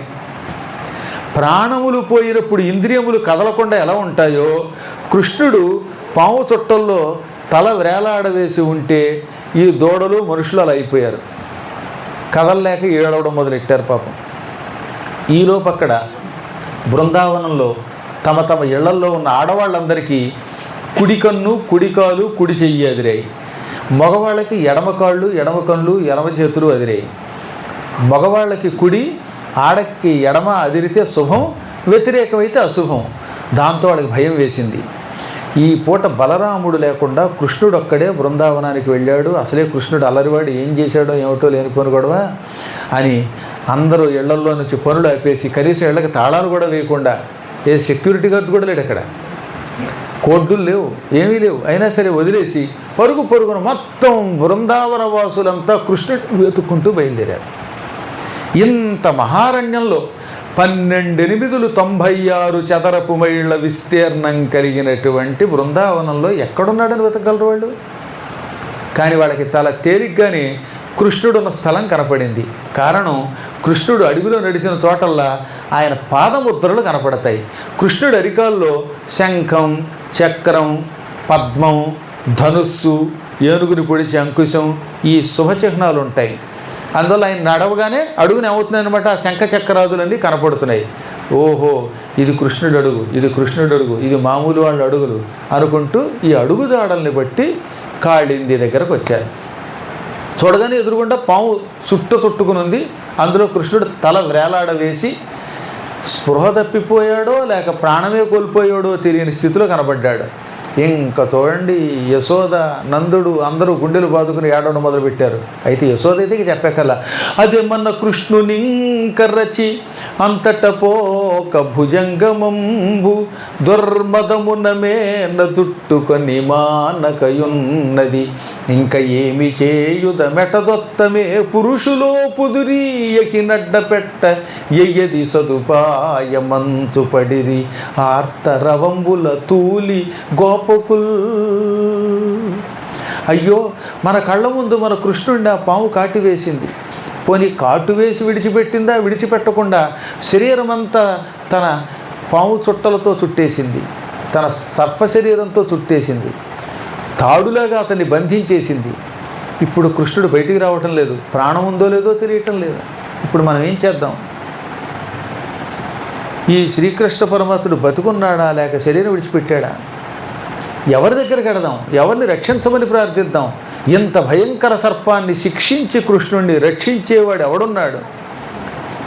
మనకి మరి సరైన ఉపాయం ఏమిటి? సదుపాయం ఏది? సత్తు ఉపాయం అంటే మంచి ఉపాయం ఏమిటి? వీడిని రక్షించుకోవడానికి ఆలోచన ఏం చెయ్యాలి అనుకున్నారు. ఒకళ్ళు అయితే ఏమని ఏడ్చారో తెలుసా? కృష్ణ, పాము మమ్మల్ని కరిస్తే నువ్వు రక్షిస్తావు, ఎందుకంటే వీళ్ళందరినీ పాము విషయం నుంచి నువ్వే రక్షించావు, కానీ నిన్ను రక్షించడం మాకు చేత కాదు. పన్నగము మమ్ము గర్వక నిన్నేటికి కర్రచె కొర్ర నెమ్మి కలిగి నీ ఉన్నను మము రక్షింతువు, నిన్ను రక్షింపమేము నేరము తండ్రి. ఈ పాము మమ్మల్ని కరవక నిన్నెందుకు కరిచింది నాయన? నువ్వు ఆరోగ్యంగా ఉంటే మమ్మల్ని రక్షించేవాడు, నిన్ను రక్షించే శక్తి మాకు లేదు, చీ మా బతుకు చెడ అని తిట్టుకున్నారు కొంతమంది. ఇంతలో యశోద, నేను అందులో దూకి చచ్చిపోతాను, నేను నా కొడుకుతో పాటు పోతాను బాబోయ్ అని నీళ్లలో దూకపోతే అక్కడున్న మగవాళ్ళంతా బలంగా అడ్డుకున్నారు. నువ్వు అందులో దూకితే నువ్వు తెస్తే ఉపయోగం ఉంది, వాడిని రక్షించుకోవాలి తప్ప అన్నారు. ఇదంతా చూస్తూ బలరాముడు నవ్వుతున్నాడు. ఆయన ఏం కదలట్లేదు, అలా నవ్వుకుంటున్నట్ట. దాంతో కొందరికి మండింది. ఏం కృష్ణుడు అలా చచ్చిపోతుంటే నవ్వుతున్నవి ఏమిటంటే అదంత నాటకం అమ్మ, ఈ ప్రపంచంలో ఆయన్ని ఎవరేం చేయగలరు అన్నట్ట. అందుకనే భాగవతంలో గొప్ప పద్యం రాశారు. వారి భంగి నెరుంగని వారయ్యు విలపెంప వారింపడయ్య రాముడు వారల హరిలావెరుంగు వాడయ్యు నృపాయ్. వాళ్ళలో ఏడుస్తూ ఉంటే, దూకడానికి సిద్ధపడుతూ ఉంటే ఈయన ఏం పట్టించుకోకుండా ఎందుకున్నాడంటే పరమాత్ముని శక్తి ఎరిగిన వాడు ఆయన ఒక్కడే కనుక. ఇంతలో కృష్ణుడు అరగంట వాళ్ళందరినీ ఏడవనిచ్చాడు, రకరకాల ఏడుపులు విన్నాడు. నాయన వెన్న తిన్నామని తిట్టానురా, నా నోరు పడిపోను, అనవసరంగా ఆ రోజు ఎందుకు తిట్టానురా, నా శాపం తగిలిందేమో ఇలా అయిపోయాను ఒకళ్ళు, నా పెరుగు ఎప్పుడు తింటావురా అని ఒకళ్ళు, ఉపన్యాసం పద్మాకర్ గారు అయ్యాక అందరికీ టిఫిన్లు పట్టుకొచ్చారు, ఆ టిఫిన్లో నీ వాటా తినవా అని ఒకళ్ళు. ఇలా అందరూ రకరకాలుగా ఏడుస్తూ ఉంటే ఏడుపులన్నీ విని అమ్మయ్య వీళ్ళందరికీ నా మీద ప్రేమ ఉంది, అవసరమైతే నా కోసం ప్రాణం కూడా ఇస్తారు. అందులో సింగపూర్ కూడా వీళ్ళు ఉద్యోగం చేసి వచ్చాక ఆ మాత్రం మంచిదనం ఉండదా? వీళ్ళలో పిసినుగొట్లు, పాపాత్ములు, దుర్మార్గులు, దుష్టులు, త్రాష్టులు ఉంటారా? అంతా మంచివాళ్ళే అనుకున్నాడు ఆయన. వెంటనే ఏం చేశాడు? తలకాయ వాల్చినవాడు మళ్ళీ యథాప్రకారంగా నిలబడ్డాడు. హుమ్మని శరీరాన్ని అలా పెంచాడు. పెంచడంతో ఆ పాము శరీరం పటాపటా సాగిపోయింది, తట్టుకోలేక వీడిని వదిలేసింది. ఆయన శరీరం అంత పెంచాడనమాట. అది కూడా ఎలాస్టిక్ సాగినట్టు సాగిపోయింది. ఆయన శరీరం హడిలిపోయి వదిలి మళ్ళీ కాటు వేయడానికి మీదకి వచ్చింది. కాటు వేయడానికి దగ్గరకు రాగానే కృష్ణుడు నవ్వి దాన్ని తోకపుచ్చుకుని, ఏది అంత పెద్ద 105 పడగలు కలిగిన పాముని గిర్రగిరా తిప్పి చిన్నపిల్లవాడు ఏదో చిన్న బొంగరం విసిరినట్టుగా విసిరి పారేశాడు. మైలు దూరంలో పడింది. అది పడి మళ్ళీ వస్తే మళ్ళీ విసిరాడు. అలా 3 సార్లు పాము దూరంగా విసిరి 4వసారి దగ్గరకు వస్తూ ఉంటే టక్కన తోకపుచ్చుకుని ఎగిరి దాని పడగల మీదకు దూకాడు. దాని పడగలన్నీ ఒక మండపంలో ఉన్నాయట, స్టేజీలాగా. ఆ పడగల మీదకి దూకాడు. ఇక నృత్యం మొదలెట్టాడు. డ్యాన్స్ చేయాలంటే కొన్ని ఉండాలి. అందులో ఒకటి ఏమిటి, పాట పాడేవాళ్ళు ఉండాలి, తాళం వేసేవాళ్ళు ఉండాలి, డుబుకుని మధ్యలో వాయించేవాళ్ళు ఉండాలి, అన్నిటికీ మించి ముందు వేదిక ఉండాలి. ఇన్నున్న ప్రేక్షకులు లేకపోతే ఎవరికి డ్యాన్స్ చూపిస్తారు? ఇప్పుడు పురాణం చెప్పాలంటే కనీసం పట్టుమని మీలాగా 100 మంది అయినా ఉంటే కదా చెప్పగలుగుతాం. కాబట్టి ప్రేక్షకులు చూసేవాళ్ళు ఉండాలి, తాళం ఉండాలి, పాట ఉండాలి, మృదంగ వాద్యాలు ఉండాలి, ఇవన్నీ ఉండాలి. వీటితో పాటు ముఖ్యంగా వేదిక ఉండాలి. ఇప్పుడు ఈయన డ్యాన్స్ మొదలెట్టాడు. అన్నీ ఉన్నాయి ఆయనకి. ఘన యమునా నది కల్లోల ఘోషంబు సరస మృదంగ ఘోషంబు కాగా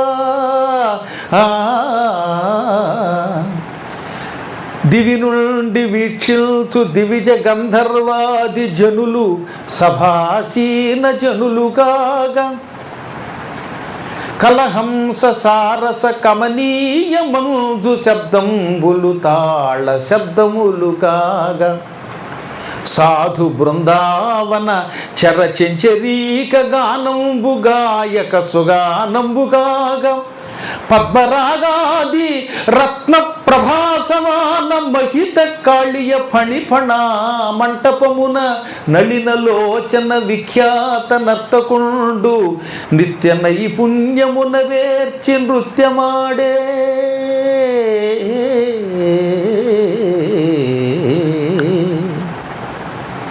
ఇప్పుడు ఆయనకి ముందుగా ఒక వేదిక కనపడింది, స్టేజీ. కాళీయుడికి 105 పడగలు ఉన్నాయి. ఈ పడగలు విశాలంగా అలాగా పరిచాడు. ఈ పడగల్లో కూడా ఒక పడగ మీద పద్మరాగం, ఒక పడగ మీద ముత్యం, ఒకదాని మీద రత్నం, ఒకదాని మీద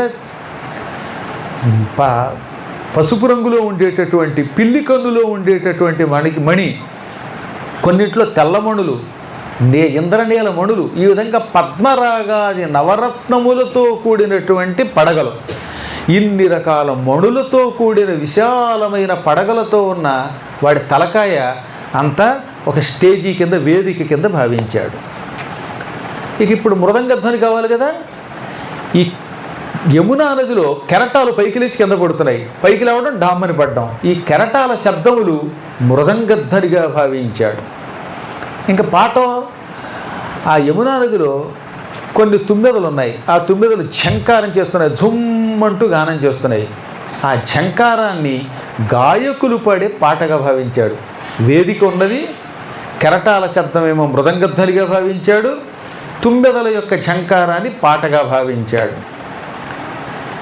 ఇక కలహంస సారస కమనీయ మంజు శబ్దంబులు తాళ శబ్దములు కాగా, అక్కడ హంసలు ఉన్నాయి, బెగ్గురు పక్షులు ఉన్నాయి, కొంగలు ఉన్నాయి. ఈ పక్షులన్నీ కోతలు కూస్తున్నాయి. ఈ కోతల్ని తాళాలు వేసిన శబ్దంగా భావించట. ఎప్పుడు కూడా డ్యాన్స్ చేస్తున్నప్పుడు, భజనలు చేస్తున్నప్పుడు తాళం కొడతారుగా, టింగ్ టింగ్ టింగ్ టింగ్, ఓ రామ అని పూర్వం పాడేవారు మధ్యనప్పుడు తాళం వేసుకుంటూ. ఆ తాళ శబ్దములుగా భావించాడు. ఇక ప్రేక్షకులు ఎవరు? ఆకాశంలో నిలబడి ఈ భయంకర దృశ్యం చూస్తూ ఎంతో కాలముగా కాళిందిలో ఉన్న ఈ కాళీయుణ్ణి కృష్ణుడు ఏం చేస్తాడో చూద్దామని ఆశ్చర్యంతో కళ్ళు రెప్పవీయకుండా చూస్తున్న దేవతలు ఉన్నారు. గంధర్వులు, కిన్నరులు, కింపురుషులు మొదలైన వాళ్ళు ఆకాశంలో ఈ దృశ్యం చూడడానికి వచ్చారంటో. దేవతల్లో కూడా చాలా వాళ్ళు ఉన్నారు. ఈ మానవుల్లో ఎలా కులాలు ఏడిచాయో దేవతల్లో కూడా జాతులు ఉన్నాయి. సురసిద్ధ సాధ్య నర కిన్నర పన్నగ యక్ష చారణాసుర విద్యాధర గంధర్వాదులంతా పైన నిలబడి చూస్తున్నారు. వీళ్ళందరినీ ప్రేక్షకులుగా భావించాడు. అలా ప్రేక్షకులుగా భావించి అన్ని హంగులు సమకూర్చుకొని శ్రీకృష్ణ పరమాత్ముడనే ఒక నర్తకుడు, ఒక గొప్ప డాన్సరు నిత్య నైపుణ్యంతో నృత్యం చేస్తున్నాడు. అంటే వేసిన స్టెప్ మళ్ళీ వేయట్లేదు, ఒకసారి వేసిన అడుగు మళ్ళీ వేయకుండా అందంగా నృత్యం చేస్తున్నాడు. ఈ నృత్యం ఇంకా ఎంత ఆశ్చర్యంగా ఉందంటే, ఈ డిస్కో డాన్సులు జరిగే చోట్ల రకరకాల లైట్లు పెడతారు. ఓసారి నీలం, ఓసారి ఎరుపు, ఓసారి ఆకుపచ్చ రంగులు వస్తున్నాయి లేదా? ఈ మధ్యన నీళ్లల్లో కూడా పెట్టారు వాటిని, ఏమిటో మ్యూజికల్స్, కిష్కు నీళ్లు కూడా రంగుల్లోకి వస్తున్నాయి. అలా స్టేజీ మీద కూడా ఈయనకి రంగులు కనపడుతున్నాయి. ఎలాగా పద్మరాగాలు, ఇంద్రనీలాలు, ఇలాంటి రత్నములన్నీ వాడి పడగల మీద ఉన్నాయి. ఈయన ఈ నీలాన్ని నొక్కి ఈ ఎర్రగా ఉన్న మడి దగ్గర కాలు పైకి ఎత్తగానే అక్కడ నుంచి ఎర్ర కాంతి, మళ్ళీ దాన్ని నొక్కితే ఆ పక్కనున్న కాంతి, ఇలా రకరకాల రంగుల కాంతులు కూడా మీద పడుతున్నాయి. రకరకాల రంగులు ముఖం మీద పడుతున్నాయి. రంగులు మారడం అంటేదే. కృష్ణుడి ముఖంలోనూ రంగులు మారుతున్నాయి, కాళీయుడి ముఖంలో రంగులు మారుతున్నాయి. ఈ విధంగా నవరత్నములతో కూడిన పడగల మీద నృత్యం చేస్తూ ఉంటే రకరకాల రంగులతో కూడినటువంటి ఆ ఆహార్యం, ఆ నృత్యం అద్భుతంగా ఉంది. చూచిన శివుడు నేనే నటరాజును అనుకున్నాను, ఈయన నటరాజే రోయ్ అనుకున్నాడు. ఇంకా అప్సరసలు చూశారు, రంభ మొదలైన వాళ్ళు సిగ్గుపడిపోయారు. కేవలం 6 ఏళ్ల కుర్రాడు శ్రీకృష్ణ పరమాత్ముడు డ్యాన్స్ చేస్తుంటే మనకి ఆ డ్యాన్స్ రావట్లేదు, ఆయన దగ్గరికి వెళ్ళి శిష్యరికం చేసి ఆయన దగ్గర సేవ చేసి డ్యాన్స్ నేర్చుకుందాం అనుకున్నారు. నిజంగా కృష్ణుడి దగ్గర డ్యాన్స్ నేర్చుకుంటే, కృష్ణుడి దగ్గర సంగీతం నేర్చుకుంటే గొప్పవాడు అవుతాం. మన ఇంట్లో కూర్చుని కీబోర్డ్ ఎంత నేర్చుకున్నా ఒకటే, ఎంతసేపు చూసినా సారీగా మా పదాన్ని తప్ప ఇంకొక రాగమే రాదు. రాగం పేరు ఏంటంటే వాడు పుస్తకం చూసి చెప్పాలి. అదే కృష్ణుడి దగ్గర నేర్చుకుంటే కేవలం 10 రోజుల్లో మొత్తం సంగీతం అంతా వస్తుంది. నా చిన్నప్పటి నుంచి సంగీతం నేర్చుకుని పాడలేకపోతున్న వాళ్ళు ఎంతోమంది ఉన్నారు. వాడు గొంతు ఎత్తితే గొంతుకులో రకరకాలైన ధ్వనులు ఒకేసారి నిలబడతాయి, ఒక్కడికి శృతి నిలబడదు. అందువల్ల కృష్ణుడి దగ్గర సంగీతము, నృత్యము నేర్చుకోవాలని అప్సరసలు కూడా అనుకునేలా నృత్యం చేశాడు ఆయన. వెంటనే తడవాడిని రంభాదులు కూడా తడబడ్డారు. ఆయనతో కలిసి డ్యాన్స్ చేయడానికి ప్రయత్నించి చతికిల పడ్డారు. ఈ విధంగా అద్భుతమైన నృత్యం జరుగుతూ ఉంటే కాళీయుడికి పిచ్చెక్కిపోయింది. వాడికి ఏం చేయాలో తెలియలేదు. ఏ పడగైనా పైకెత్తితే ఒక్క పటక్కన దెబ్బ కొట్టి ఆ నోట్లోంచి ముందు రక్తం కక్కించాడు. ముందు విషం కక్కేట్లేండి. విషం పోయి కొంతసేపటికి ఏమైంది, మొత్తం విషం అంతా పోయి నెత్తురు రావడం మొదలెట్టింది. నెత్తురు కక్కి పడగలు వాడిపోయాయి. తామర పువ్వులు ఎండలో వేస్తే ఏమవుతాయి, కమిలిపోతాయి. ఎండలో కాలిపోతున్న తామర తూడులు అయిపోయాయి వాడి పడగలు. అలా వాలిపోయి చావడానికి సిద్ధమైపోయాడు. వాడికి మతిపోయింది. బాలుండొక్కడు వీడు నా మడుగు విభ్రాంతోచ్చలత్కీర్ణ కల్లోలం బై కలగం చెరిల్చే ఇటనే లోనుట చూడండు మత్కీలాభీల విశాల దుస్సహ విషాగ్నిజ్వాలలం భస్మమై కోలం చేసద నేడులో కులకు నా కోపంబు దీపింపగన్. ఒక్క బాలుడు నేను కాటు వేస్తే తట్టుకున్నాడు. ఆ తర్వాత నాకు కోపం వచ్చి నా అగ్నిజ్వాలల వంటి విషంతో వీడిని భస్మం చేస్తానని భావించి చుట్టాను. చుట్టితే ఆ చుట్టల్లోంచి బయటపడ్డాడు. లోకానికి నా కోపం చూపిద్దామంటే నా మీద తన ప్రతాపాన్ని ప్రదర్శించాడు. నా శరీరం పాడైపోతోంది, నా పడగలన్నీ పగిలిపోతున్నాయి, రత్నాలు చిట్లిపోతున్నాయి. క్రమంగా విషము నెత్తురు కూడా కక్కుకొని చావడానికి సిద్ధపడ్డాను. దేవతల్ని కూడా భయంకరమైన నా విషంతో చంపిన శక్తి నాది. నా విషాగ్ని జ్వాలలకి దేవతలే హడిలిపోతారు. గొప్ప గొప్ప పాముల్ని కూడా, సాటి పాముల్ని జయించిన వాడిని నేను. అటువంటి వాడిని చివరికి ఎంత బతికి ఇంటి వెనకాల చచ్చినట్లుగా సముద్రం అంతా ఇది, బ్రిటిష్ ఛానల్ అంతా ఇది పిల్లకాలంలో పడి తెచ్చిపెట్టేవాడు. అలా అయిపోయింది నా బ్రతుకు. ఇప్పుడు నేను ఏమైపోతున్నానో తెలియట్లేదు. ఇప్పుడు నాకు అర్థమయ్యింది, ఏదో ఒకనాటికి నీ గర్వం సర్వం కర్వం అవుతుంది, నీ అంతు చూసేవాడు ఒకడున్నాడు, ఆయన వస్తాడు అని నారదుడు నన్ను హెచ్చరించాడు. ఆ హెచ్చరిక వాళ్ళు నిజమయ్యింది. ఈ వచ్చినవాడు సామాన్యుడు కాదు, సామాన్యుడైతే నన్ను ఇలా చేయలేడు. ఈతడు సర్వచరాచర భూతేసుండైన హరియే. ఈతడు సమస్త లోకాలకి అధిపతి, పరమేశ్వరుడు, శ్రీకృష్ణ పరమాత్ముడే.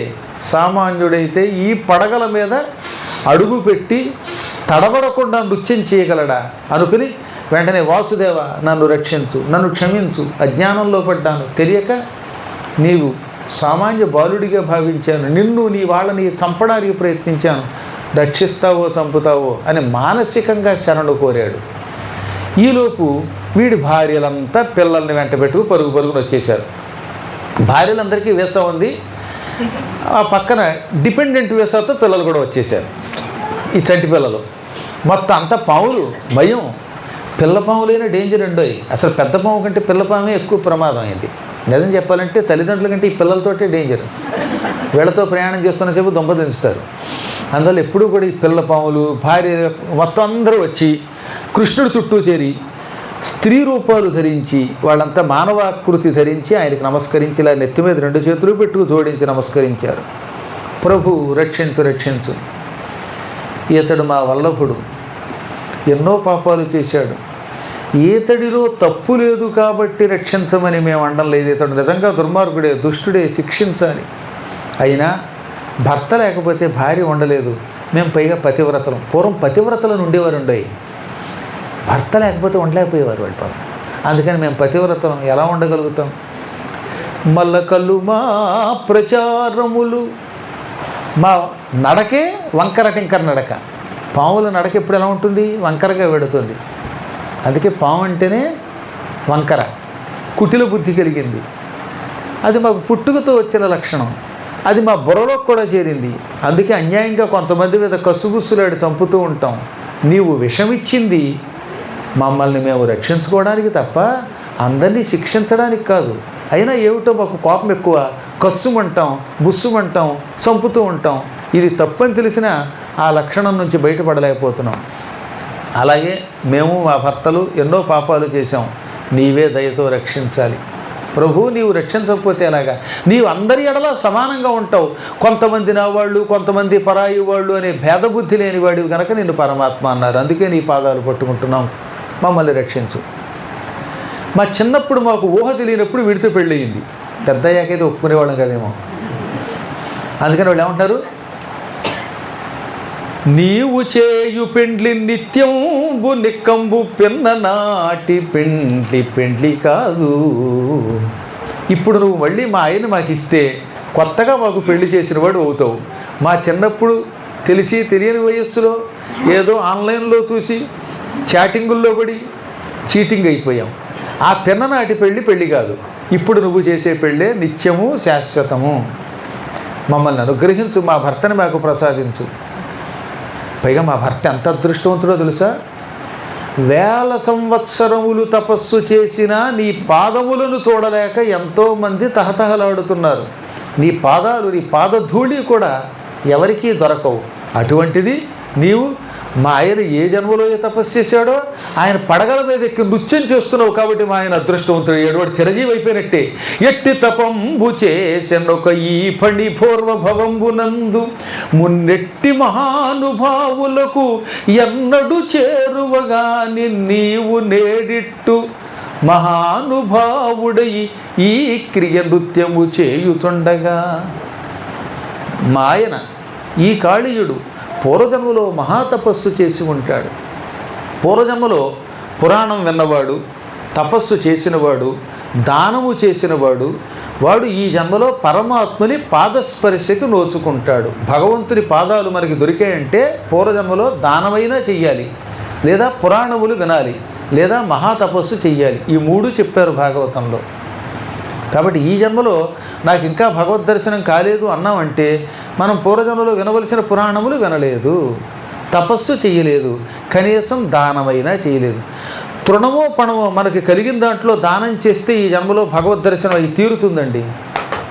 అత్యల్పమపి ధర్మస్య త్రాయతే మహతో భయాత్. భగవద్గీతలో కృష్ణుడు చెప్పాడు, నువ్వు ధర్మం ఎంత పెసరు చెయ్యి, అల్పధర్మమైన నిన్ను భయంకరమైన ఆపద నుంచి రక్షిస్తుంది. ఇవాళ మనం పొందుతున్న సంపదలన్నీ ఒకప్పుడు మనం దానం చేయటం వల్లే పొందాము. ఏ దానం చేయకపోతే ఈ జన్మలో రమ్మంటే ₹1 రాదు. అందుకే ఎంత గింజుకున్నా ఒక్కొక్కడికి ఐశ్వర్యం రాదు. నన్ను ఒకప్పుడు అవధానంలో అడిగారు. ఓసారి అవధానం చేస్తూ ఉంటే, ఏమండి ఇలా నామం పెడితే పుణ్యమా, ఇలా నామం పెడితే పుణ్యమా అన్నారు.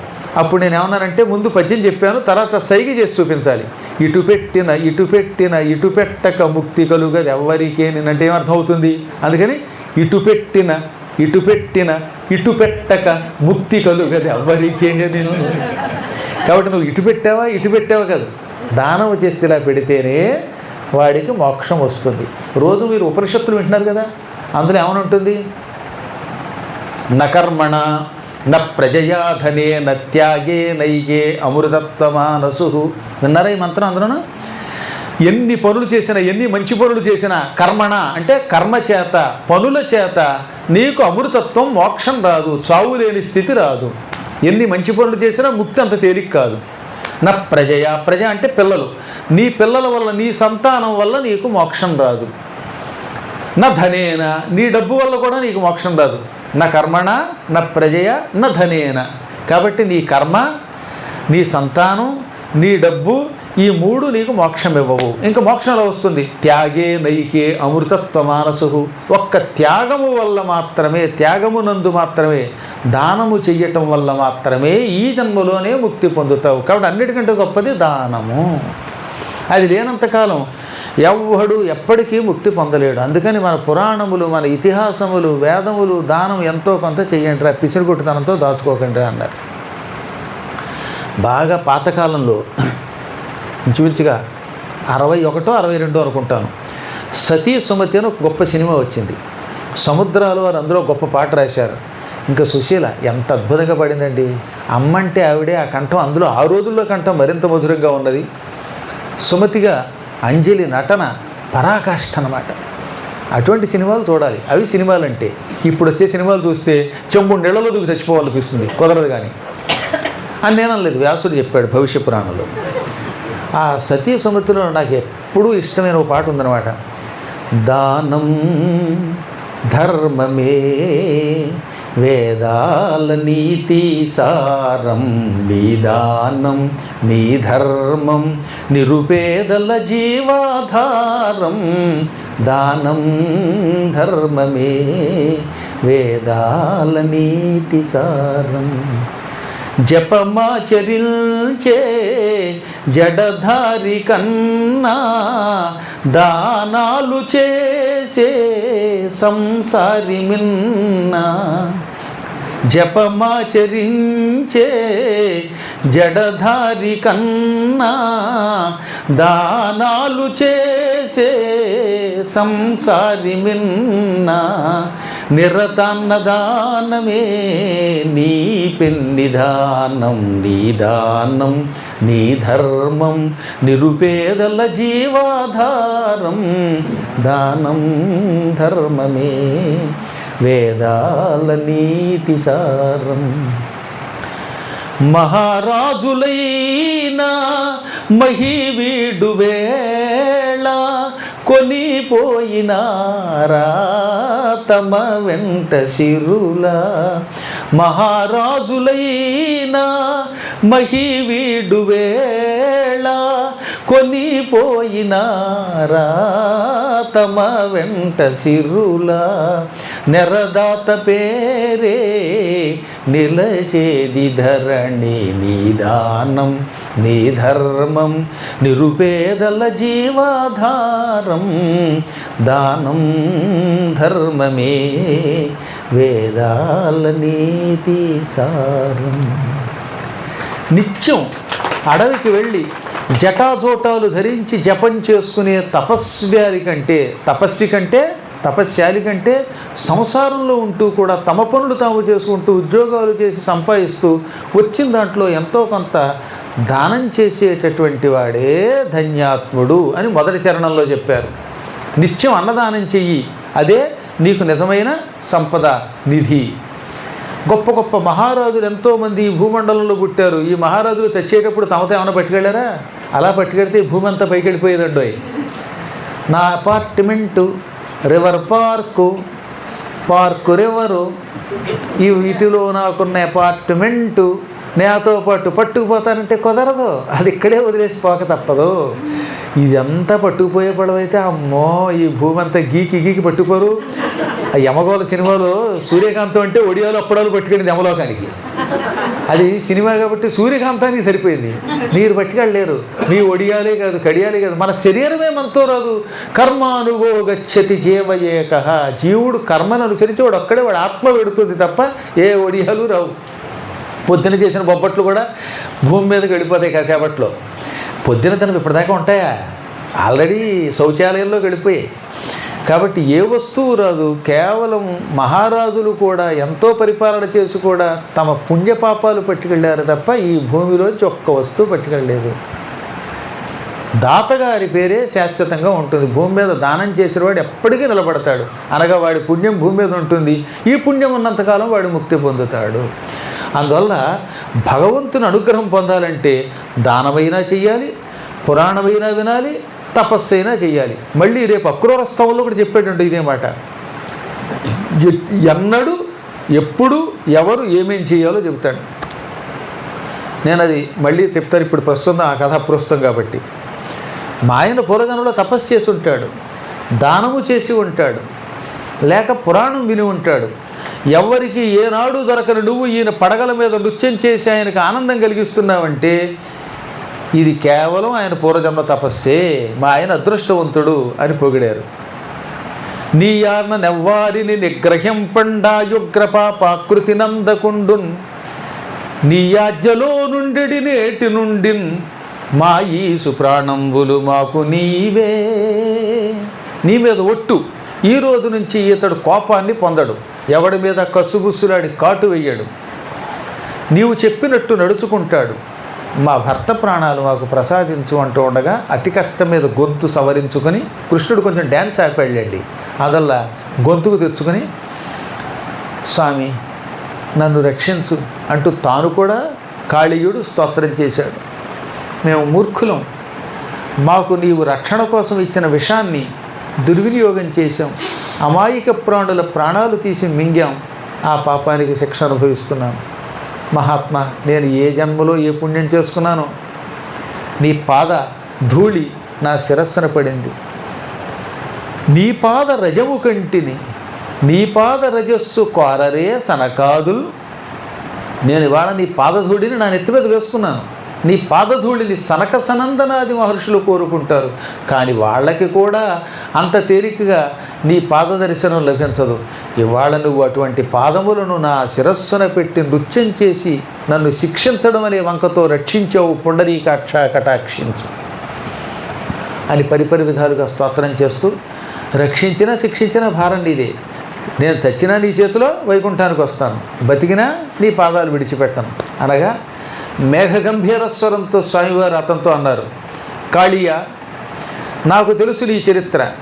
గరుత్మంతునితో తగాదా వచ్చి ఆయన దెబ్బ తట్టుకోలేక నువ్వు నీ ఫ్యామిలీతో పాటు ఇక్కడికి వలస వచ్చావు, ఇమ్మిగ్రేషన్ చేయించుకున్నావు.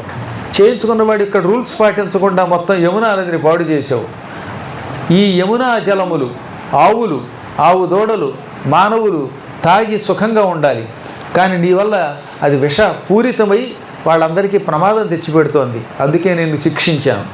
తక్షణం నీ భార్యలతో నీ పిల్లలతో తిరిగి ఈ ప్రాంతం విడిచిపెట్టి మీ ఊరికి తిరిగి వెళ్ళిపో, రమణక ద్వీపానికి పో. నీకు భయం ఉంది గరుత్మంతుడంటే, కానీ ఆ భయం అక్కర్లేదు.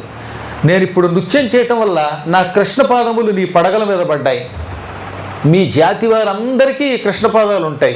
ఈ కృష్ణపాదములు ఉన్న వాళ్ళ జోలికి మాత్రం డైరెక్ట్గా గరుత్మంతుడు వచ్చి చీల్చి చెండాడడు. గరుడ భయం లేక నీవు సుఖంగా ఉందువుగాక. గరుడ భీతి రమణక ద్వీపంబు విడచి వచ్చితంతు నేనెరుంగుదు అన్నాడు ఆయన.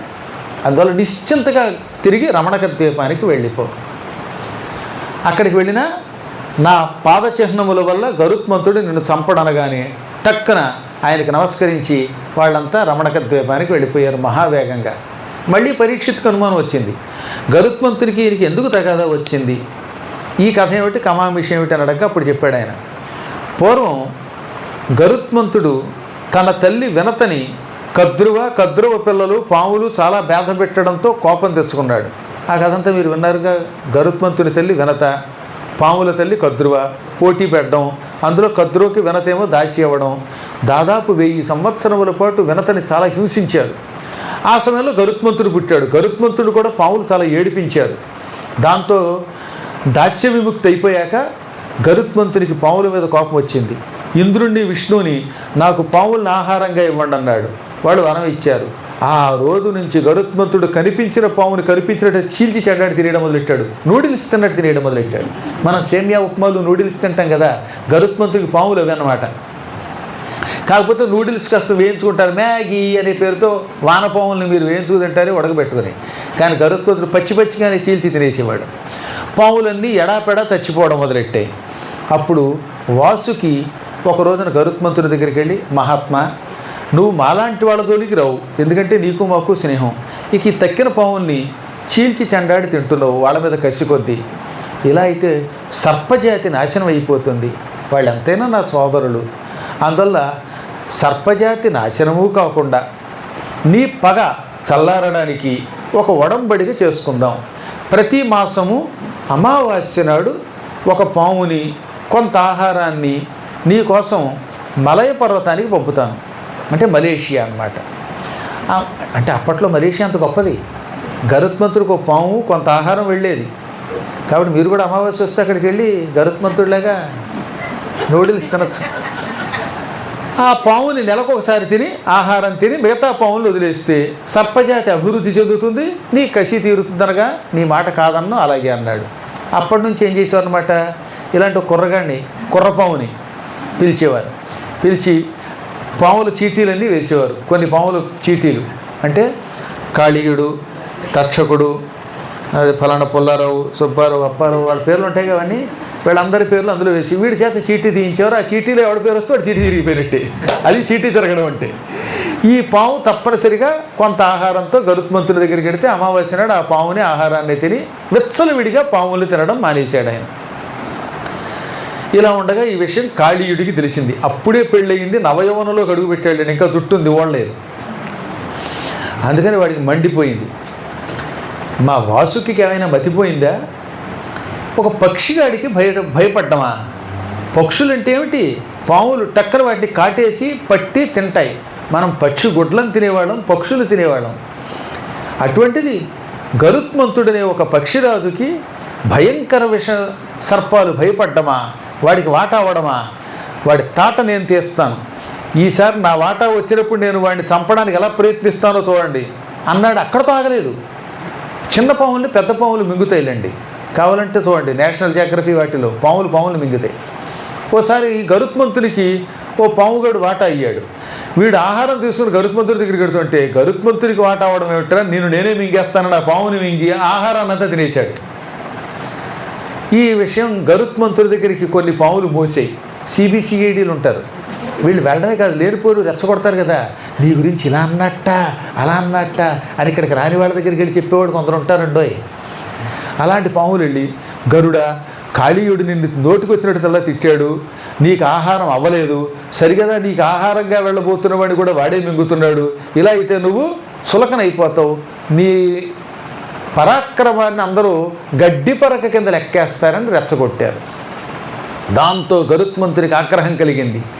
వీడి పడగలు చింపేస్తాను, వాడి తోక కత్తిరిస్తాను, వాడి శరీరం చీల్చి ముక్కుతో తినకపోతే నేను గరుత్మంతుణ్ణి కాను అని వెంటనే వైకుంఠం నుంచి మహావేగంగా కాళీయుడన్న రమణక ద్వీపానికి వచ్చాడు. అక్షీణ కనక సన్నిభ పక్ష యుగోద్భూత ఘోర పవమాన మహావిక్షేపకంపిత అనేక క్షోణిధరేంద్రుడుగుచు గరుడు వచ్చాను. గరుత్మంతుడు ఆకాశం నుంచి కిందకి దిగుతూ ఉంటే అదొక అద్భుత దృశ్యం అన్నారు. ఆయన రెక్కలు బంగారపు రంగులో ఉంటాయి, అందుకే సుపర్ణుడు అని పేరు. ఆయనకి మంచి రెక్కలు కలిగిన వాడు. రువ్వమని ఎగురుతూ ఉంటే ఆ రెక్కలు బంగారపు కాంతిని వెదజల్లుతాయి. ఇంకొకటి, ఆయనకి సుపర్ణుడు అనే పేరు రావడానికి మూల కారణం ఆయన రెక్కలు ఒక్కసారి పైకి కిందకి ఇలా కదిపితే అందులోంచి టపటప శబ్దం రాదు. పక్షులు ఎగిరితే ఏమవుతుంది, టపటప శబ్దాలు వస్తాయి, గాలి వస్తుంది. కానీ ఈయన రెక్కలు అల్లారిస్తే ఓం నమో నారాయణాయ, ఓం నమో నారాయణాయ, ఓం నమో నారాయణాయ, ఇటువంటి మధుర శబ్దం వస్తుంది. అందుకని ఆయన రెక్కల నుంచి అష్టాక్షరి మంత్రధ్వని రావటం వల్ల సుపర్ణ అని ఆయనకి బిరుదిచ్చారు. అలా మధురధ్వని చేసుకుంటూ ఎగురుతూ ఉంటే ఆకాశం అంతా బంగారపు కాంతితో వెలుగుతో నిండిపోయింది. ఇంకా ఆయన రెక్కల నుంచి వచ్చే గాలికి మొత్తం కొండలు, చెట్లు, భూమి కదిలిపోయాయి. చెట్లు అలా గజ గజ కదిలిపోయాయి. ఏమంటే హెలికాప్టర్ ఎగిరితేనే కిందగా చెట్లు కదిలిపోతాయి. తుఫాను గాలికి చెట్లు కదిలిపోతాయి. అటువంటిది గరుత్మంతుడి రెక్కల వేగానికి చెట్లు కదలడం, అడవులు కదలడం ఆశ్చర్యమే ఉంది. సముద్రపు కెరటాలు పైకి లేచిపోయేట ఏకంగా. అంత పెద్ద గాలి వీచుకుంటూ రమణక ద్వీపానికి వచ్చాడు. ఆయన్ను చూచి వీడు భయపడకుండా బుస్సుమని కాటేశాడు 105 పడగలు ఇప్పి. దాంతో గరుత్మంతుడు ఎడమ రెక్క అలా ఎత్తి, మొత్తం రెక్కతో కొట్టలేదు, రెక్క చివర ఉండే ఏకతో అలా పడగ మీద ఓ దెబ్బ కొట్టాడు. ఢామ్ అని శబ్దం అయింది. ఆ తర్వాత వాడికి ఏం జరిగిందో తెలియలేదు. ఏం జరిగిందని వణికిపోయాడు. ఎడమ రెక్క చివర ఏకతో కొడితేనే వాడి కళ్ళన్నీ బయర్లు గమ్మి భూమి గుండ్రముగా ఉన్నది, తన చుట్టూ తాను తిరుగుతున్నది అని నెత్తురు కొక్కుని పడిపోయాట. అప్పుడు అర్థమైంది వాడికి గరుత్మంతుడి బలం అంటే ఏమిటో. ఇందుక గరుత్మంతుడంటే మా సర్పములు వణికిపోతాయి, వీడు అమ్మగడి వీడి రెక్క చివరితో కొడితేనే ఇలా ఉంది, మొత్తం తోకతో కొడితేనో లేక ముక్కుతో పొడిస్తేనే ఏమైపోతానో అనుకుని బతకాలి కదా. అందుకని కంగారు పడినవాడు కూడా తేరుకుని తోకతో ఇంత ఇసుక తీసి ఆయన కళ్ళలో కొట్టి, ఆ కళ్ళు మళ్ళీ ఆ నులుచుకొని ఇసుక బయట పారేసుకుని తెరిచే లోపు పరుగున పెళ్ళాం బిడ్డల దగ్గరకు వచ్చి నిమిషంలో వాడిని వెంట పెట్టుకుని ఈ రమణక ద్వీపాన్ని విడిచి కాళీయ నాగు భయంకరమైన యమునా నదిలో అడుగుపెట్టాడు. యమునలో దాక్కుంటేనే బతుకుతానని. దానికి ఒక కారణం ఉన్నది. ఇక్కడే ఈ మడుగులో, ఈ యమునా తీరంలో పూర్వం సౌభరి అని ఒక మహర్షి తపస్సు చేశాడు. ఈ సౌభరికి యమునలో ఉన్న చేపలు సేవలు చేసేవి. అందులో కొన్ని ఆడచేపలు ఉన్నాయి. ఆడచేపలకు ఒక మగ చేప భర్త ఉన్నారు, వాళ్ళు కూడా రిజిస్టర్ మ్యారేజ్ చేసుకున్నారు. అందుకని మత్స్యరాజు భార్యలు రోజు ఆయనకి సేవ చేసేవి. వాళ్ళ మీద ఆయనకి అభిమానం కలిగి దీవించేవాడు. ఒక రోజున గరుత్మంతునికి ఆకలి వేసింది. ఆకలితో అక్కడికి వచ్చి వద్దని సౌభరి చెబుతున్నా వినిపించుకోకుండా ఆ చేపల రాజుని మింగేశాడు. దాంతో పాపం ఆడచేపలు ఏడ్చాయి. సౌభరి, నీ సేవ చేశాం, మా మొగుడు చచ్చిపోయి మేము విధవలైపోతూ ఉంటే చూడకుండా ఊరుకుంటావా? గరుత్మంతుడు మమ్మల్ని మింగుతూ ఉంటే రక్షించవా? నీ పాదాలు ఆశ్రయించిన మాకు నువ్వు ఆ మాత్రం వరమివ్వవా అని ఏడిస్తే సౌభరికి మండిపోయింది. ఓరి గరుడ, ఇదే నీకు నా శాపం. నేడు మొదలుకొని ఈ మడుగులో అడుగుపెట్టి ఎవరినైనా చంపడానికి ప్రయత్నిస్తే నీ తల 100 చెక్కలై చస్తావు అని చెప్పించాడు. వెంటనే ఆకాశవాణి పూలవర్షం కురిపించింది. అప్పుడు విష్ణువు, ఆ సౌభరి తపస్యాలి, ఆయన తపస్సును ఎవరూ తట్టుకోలేరు, నువ్వు అందులో అడుగుపెట్టావా ఈ ప్రాంతంలో యమునలో ఈ మడుగులోకి అడుగు పెడితే మాత్రం నువ్వు చచ్చిపోతావు, ఎవరినైనా చంపడానికి ప్రయత్నిస్తే జాగ్రత్త అన్నాడు. అందుకని గరుత్మంతుడు ఆ రోజు నుంచి ఆ మడుగులోకి మాత్రమే అడుగు పెట్టడం. ఏది యమునలో ఉన్న ఒక ప్రాంతంలో. ఈ విషయం ఒక్క కాళీయుడికి వాళ్ళ అమ్మ చెప్పింది, ఇంకెవరూ చెప్పలే. ఓహో, ఇప్పుడు గరుత్మంతుడు అడుగు పెట్టలేని స్థలం ప్రపంచంలో ఈ యమునలో ఉన్న ఈ కాస్త ప్రాంతమే. ఇందులో ఉంటే ఆయన అడుగు పెట్టి నన్ను చంపడానికి ప్రయత్నిస్తే సౌభరి శాపం వల్ల ఆయనే చచ్చిపోతాడు అనుకుని వాడు అందులో దక్కున్నాడు. చూసారా ఎంత కథ ఉందో జనక. సౌభరి చాలా గొప్పవాడండి, మహాతపస్యాలి. ఈ చచ్చిపోయిన చేపల రాజుని, ఆయన కోసం ఏడుస్తున్న ఆడచేపల్ని, ఇంక మీరేం బాధపడకండి, చేపల రూపంలో ఎంతకాలం ఉంటారు, మీ అందరినీ నా తపశ్శక్తితో స్వర్గానికి పంపుతున్నాను, స్వర్గానికి పంపేశాడు.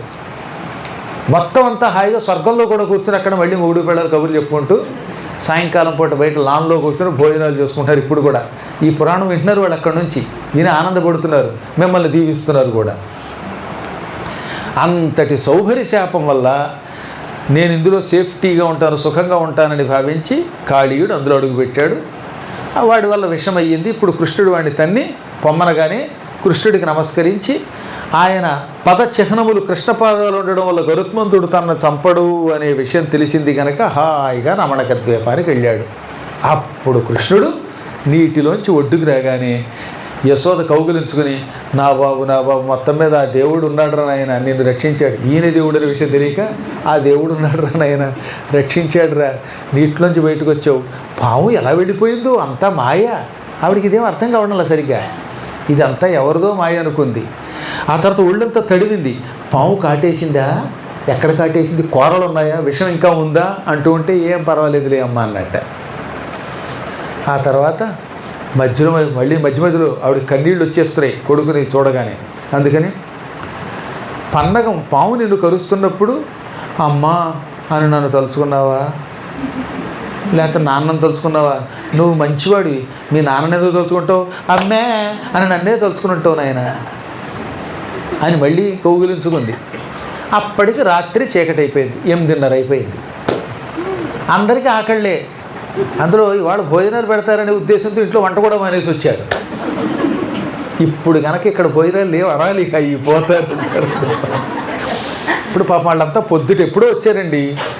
ఆ బృందావనంలో ఏడుస్తూ ఉండడంతో ఏడవడం వల్ల ఆకలి అప్పుడు తెలియలేదు, కానీ ఇప్పుడు ఏడుపు దిగింది కదా, ఆకలి ఇప్పుడు మొదలయ్యింది. చీకటి, పైగా అడవిలో ఇంటికి వెళ్ళలేరు. అందుకని కృష్ణ ఈ అర్ధరాత్రి ఈ చీకట్లో ఇంటికి వెళ్ళలేరు నాయన అనగా ఆయన తన దివ్యశక్తితో వాళ్ళకి ఆహారం పెట్టాడు. ఇక ఇక్కడే పడుకోండి, పొద్దున వెడదామన్నాడు. అందరూ అక్కడే పడుకున్నారట. ఇంటి దగ్గర మంచం మీద పడుకుంటే నిద్ర పట్టని సుకుమారులు ఉన్నారు, తలగడ లేకపోతే నిద్రపోని వాళ్ళు ఉన్నారు. అక్కడ చెట్ల వేళ్ళు ఇలా పైకి వచ్చుంటే ఆ గట్టి వేరు మీద తల పెట్టుకుని నిద్రపోయారట. అందుకే నిద్ర సుఖం ఎరగదన్నారు. బాగా నిద్ర వచ్చినప్పుడు ఆయన వెనకవాడి మీద పడిపోవటం లేదు, అది నిద్ర యొక్క లక్షణం. అందువల్ల అందరూ అక్కడ పడుకుని గాఢంగా నిద్రపోతున్నారు. వీళ్ళ కర్మగాలింది. ఆ పూట అన్ని పరీక్షలే. అర్ధరాత్రి 12 అయ్యిందో లేదో అసలే సగం శోషతో ఉన్నారు. నిద్రపోతున్న సమయంలో ఆ అడవిలో చిట్టుకొమ్మలు ఒకదానికొకటి బాగా తగిలి ఘర్షణ పుట్టి వేసవి కాలంలో అగ్ని పుట్టింది. ఆ అగ్నితో అడవి అంతా తగలబడింది. దాన్ని దావాగ్ని, కార్చిప్స్ అంటారు. అడవులు తగలబడుతున్నప్పుడు పుట్టే అగ్నిలోంచి బయటపడిన అడవుల్లో కదండి. ఆ మధ్యన కాలిఫోర్నియా అడవులు తగలబడితే వాటిని ఆర్పడం ఎంత కష్టమైంది. మొత్తం చుట్టూతో అగ్ని, మధ్యలో ఈ గోపాలకులు వాళ్ళు ఉన్నారు. ఇంకా చూడండి, వాళ్ళు వణికిపోయారు. అది వచ్చల్దవన్నీ ధూమకణకీలాభీల దుర్వారమై ఇదే కప్పెల్మము నెల్లవారి నిట మీదేలాగో. ఓ కృష్ణ నీ పదపద్మముల కాని ఒండెరుగమో పద్మాక్ష, ఓ దేవ మృక్యదమో రామ మహాపరాక్రమదవాగ్నిన్ వేగవారిం పరే. అదో కృష్ణ, ఓహో బలరామ, అదిగో చూడండి ఈ అడవిలో హఠాత్తుగా అగ్ని పుట్టింది. ఈ కారు చిచ్చు దావాగ్ని మమ్మల్ని అందరినీ కాల్చి బూడిద చేస్తున్నది. మేమంతా భయపడిపోతున్నాం. ఒళ్ళంతా మంటలు వచ్చేస్తున్నాయి. కొన్ని రవ్వలు నెత్తి మీద పడి జుట్టు కూడా కాలిపోతోంది. కృష్ణ నీ పాదపద్మములే దిక్కు. ఓ బలరామ నీకో నమస్కారం. మీరు తప్ప ఈ క్షణంలో మమ్మల్ని రక్షించేవాళ్ళు లేరు. పాము నుంచి పిల్లల్ని దూడల్ని కాపాడిన వాళ్ళు, ఎంతోమంది రాక్షసుల్ని చంపినవారు. అటువంటి మిమ్మల్ని నమ్ముకున్న మమ్మల్ని కాపాడండు అని అందరూ గొల్లును గోల పెడుతూ ఉంటే కృష్ణుడు చిరునవ్వు నవ్వాడు. అందరూ నిశ్శబ్దంగా ఉండి కళ్ళు మూసుకోండి అన్నాడు. అందరూ కళ్ళు మూసేశారు. నేను చెప్పేదాకా కళ్ళు తెరవకండి, కళ్ళు మూసుకోండి అని అందరినీ కళ్ళు మూసుకోమన్నాక ఇలా చెయ్యి చాచాడు ఆయన. మొత్తం ఆ దావాగ్నంతా చేతిలోకి ఒక దీపజ్యోతిలో వచ్చిందట. చిన్న జ్యోతి చేతిలోకి వచ్చింది. గుటుక్కుని మింగేశాడు ఆయన. అందరూ కళ్ళు తెరవన్నాను కానీ కళ్ళు తెరిచారు. చూస్తే అక్కడ ఎక్కడ అగ్ని లేదు. ఏమైంది అనుకున్నారు. కానీ ఈ కుర్రాడు ఒకళ్ళు లేచాడు. వాడి పేరు శ్రీరామ అభిరామ, శ్రీరాముడు. నాకు తెలుసుగా అన్నట్ట, ఇలా కళ్ళజోడుతూ ఇలా పెట్టుకుంటూ నాకు తెలుసుగా అనగానే ఏం తెలుసు అన్నారు వాళ్ళంతా. కృష్ణుడు అందరినీ కళ్ళు మూసుకోమంటే అందరూ కళ్ళు మూసుకున్నారు. నేను ఒక్కడే ఇలా దొంగ చూపులు చూశాను. ఈ కృష్ణుడు అందరినీ కళ్ళు మూసుకోమని చెయ్యి చాచాడు. మొత్తం అగ్నంతా చేతిలోకి వచ్చిన ముద్దలో వచ్చింది. ఆ జ్యోతిని ఆయన గుటుక్కుని మింగేశాడు. ఆ విధంగా మనల్ని రక్షించాడు అనగానే జయ హో కృష్ణ అని పొగిడి, ఒరే కుర్రాడా నువ్వు అలా దొంగ చూపులు చూడడం వల్ల కృష్ణుడి మహిమ మాకు తెలిసింది అన్నారు. ఇప్పుడు మహిమ తెలిసింది కదా, అందుకని వీళ్ళు మళ్ళీ కృష్ణ ఈ దావాగ్నిని మింగి మమ్మల్ని రక్షించావు, ఇంకొక ఉపకారం కూడా చెయ్యి. ఇక్కడి నుంచి ఇంటికి వెళ్ళేందుకు ఓపిక లేదు మాకు. పైగా అర్ధరాత్రి సరిగ్గా నిద్ర పట్టట్లా. నీ మహిమతో మా అందరినీ ఏ ట్యాక్సీల బాధ లేకుండా, లిఫ్టుల బాధ లేకుండా డైరెక్ట్గా మా ఇంట్లో దింపమనగానే కృష్ణుడు అందరూ కళ్ళు మూసుకోండి అన్నాడు. మళ్ళీ అందరూ కళ్ళు మూసుకున్నారు. కళ్ళు తెరవండి అనే మాట వినపడగానే కళ్ళు తెరిస్తే ఎవరింట్లో వాళ్ళే ఉన్నారు కళ్ళు మూసుకుని. కానీ కుర్రగాడు ఏం చేశాడు, ఇందాకట్లాగిన దొంగ చూపులు చూశాడు. వాడు ఒక్కడే అడవిలో మిగిలిపోయాడు. లేకపోతే కృష్ణుడితో వెళ్ళకూడమా? కళ్ళు మూసుకోకపోతే ఏమైంది, ఇందాక చూసినట్టే ఇప్పుడు ఏం చేస్తాడో చూద్దామని ఇలా దొంగ చూపులు చూసేట వాడు ఒక్కడే నట్టడుగులో ఉండిపోయాడు, మిగతా వాళ్ళంతా ఇంట్లో చేరారు. ఇక అక్కడి నుంచి వాడు కృష్ణ నీ దగ్గర వెకిలి వేషం వేశాను, నా బతికిలు అయ్యింది అని ఏడుస్తూ నీరసంతో కాళ్ళు ఈడ్చుకుంటూ ఇంటికి వచ్చాడు. పొద్దున్న 8ంటికి వచ్చాట. ఇదేంట్రా అంటే రాత్రి కృష్ణుడు రెండోసారి కళ్ళు మూసుకోమనగానే మళ్ళీ పరీక్షించడానికి ఇలా దొంగ చూపులు చూశాను, బాగా దొంగ చూపులు చూసినందుకు కృష్ణుడు ఒంగోబెట్టాడు, నడిచి వచ్చాను, ఇంకెప్పుడు కృష్ణుడు చెప్పిన మాట కాదన్ను అన్నాడు ఆయన. ఈ విధంగా కృష్ణ పరమాత్ముడు కాళీయమర్దనం చేసిన ఈ దివ్య కథ అత్యంత పవిత్రమైనది. విషజ్వరాల నుంచి, విష సర్పాల నుంచి, అకాల మరణముల నుంచి రక్షించి పరమశాంతినిచ్చి అద్భుతమైన కథ. దీని ఫలం మీ అందరికీ తొందరలో లభించుగా. కానీ అనేక మంగళాశాసనాలు చేస్తున్నాం. 2వ రోజు కార్యక్రమం కూడా ఈ రకంగా ముగిసింది. నేను మిమ్మల్ని పరీక్షించను, కళ్ళు మూసుకోమన్ను, కళ్ళు తెరిచే మీ భోజనాలు మీరు చేసేదరుగాక.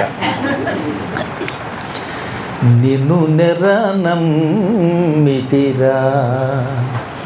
నిన్ను నెరనమ్మితిరా మోహన కృష్ణ, నిన్ను నెరనమ్మితిరా.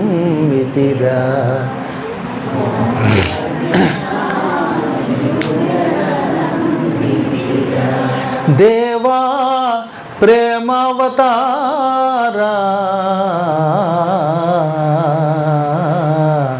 నిన్ను నెరనమ్మితిరా మోహన కృష్ణ, నిన్ను కాళియనాగుని గర్వము నణచి తాండవమాడిన యదుబాల, కాళియనాగుని గర్వము నణచి తాండవమాడిన యదుబాల, గోవర్ధనగిరి గోటిని నిలిపి, గోవర్ధనగిరి గోవులగాచిన గోపాల,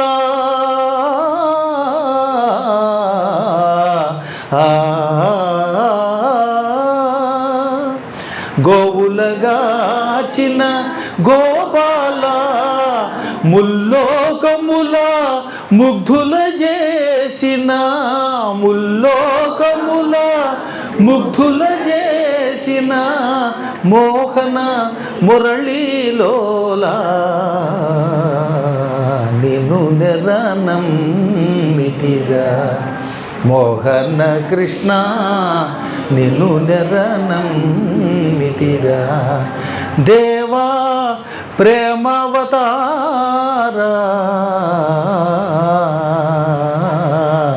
నిన్ను నెరనమ్మితిరా.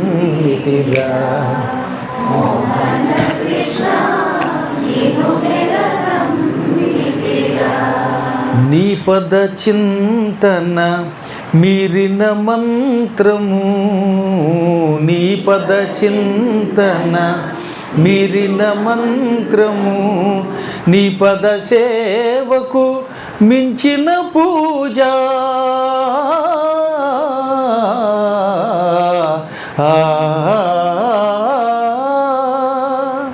నీ పద సేవకు మించిన పూజ, నీ సరితూగే దైవమే లేదు, నీ సరితూగే దైవమే లేదు, మోహన మురళీలోలా, నిన్ను నెరనమ్మితిరా మోహన కృష్ణ, నిన్ను నెరనమ్మితిరా. దేవా ప్రేమావతారా,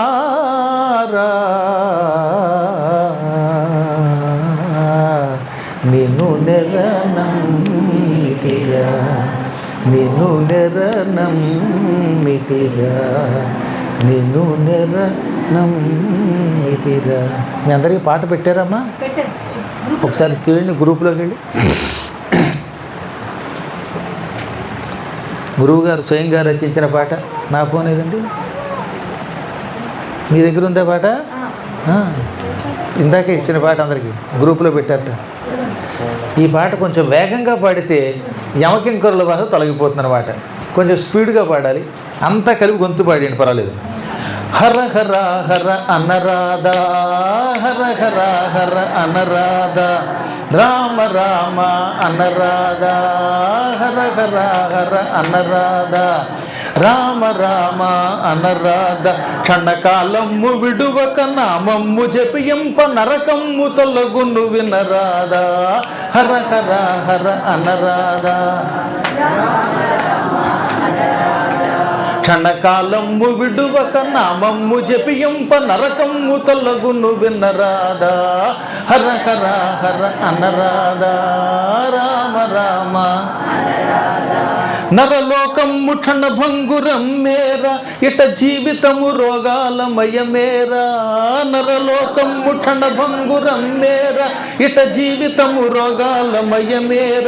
ఇహ భోగాలు మరగి పరమాత్మ విడచి సాధించున్నది ఏ ముందిరా, హర హర హర అనరాధ, రామ రామ అనరాధ, హర హర.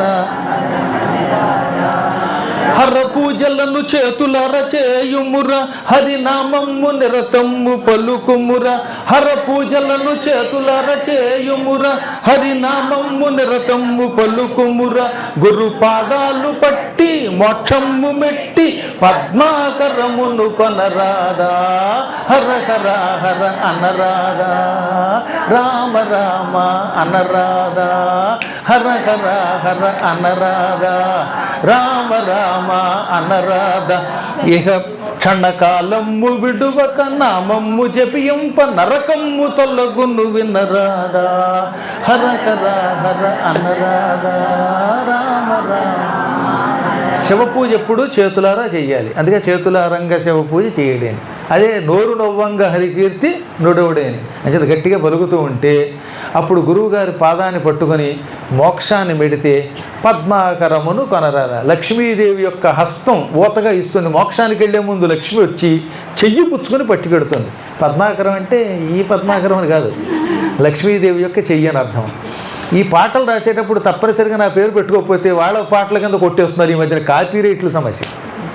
ఎంత తెలివైన వాళ్ళు అంటే మనుషులు. పోనీ నేను రాసిన పాట నాదని కూడా చెప్పడు వాడు, వాడే రాసినట్టుగా కాళిదాసులాగా నటిస్తూ ఉంటే విశ్వదాభిరామ వినురవేమలాగా అన్ని పాటలకి చివరిని ఈ పద్మాకర శబ్దం లక్ష్మీదేవి యొక్క హస్తం అని అర్థం వస్తుంది కనుక పెట్టుకోవాల్సి వస్తుంది. వాడు తెలివైన వాడు ఉండేవి, వాడి పేరు రత్నాకరం సుధాకరం ఉంది, పద్మాకరం తీసేసి సుధాకరమును కొనరాదని మార్చేసుకున్నాడు. వీడి తెలివితేటలు. అందుకని యూట్యూబ్లో పెర్మనెంట్గా జాగ్రత్తగా అందులో పెట్టుకొని ఎంత కష్టపడవలసి వస్తుంది. చాలా సంతోషం. అద్భుతమైన ఈ భాగవత సప్తాహంలో పాల్గొన్నారు. మీ పేరు మీదుగా ఈ 18,000 శ్లోకాలు వీళ్ళు పారాయణ చేస్తున్నారు. ఇది కాక దుర్గా సప్తశతి కూడా పారాయణ చేస్తారు. మీ గోత్రనామాలు ఇవ్వండి. సామూహికంగా కానీ వైయక్తికంగా కానీ చేయించుకోండి. దాంతోపాటు ఏ రోజు ఎక్కడ ప్రవచనమో ఏమిటో అవన్నీ అమ్మాయి వివరిస్తుంది. ఈ ప్రోగ్రాం కిందటి ఆగస్టు నుంచి అడిగితే వెంటబడితే ఇవ్వగలిగాం.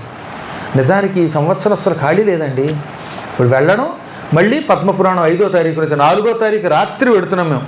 రాత్రి 10ంటికి ల్యాండ్ అవుతాంట కదా. మళ్ళీ 5వ తారీఖు నుంచి పద్మపురాణం ఉదయం సాయంత్రం. అది అయ్యవగానే బృందావనంలో భాగవత సప్తాహం.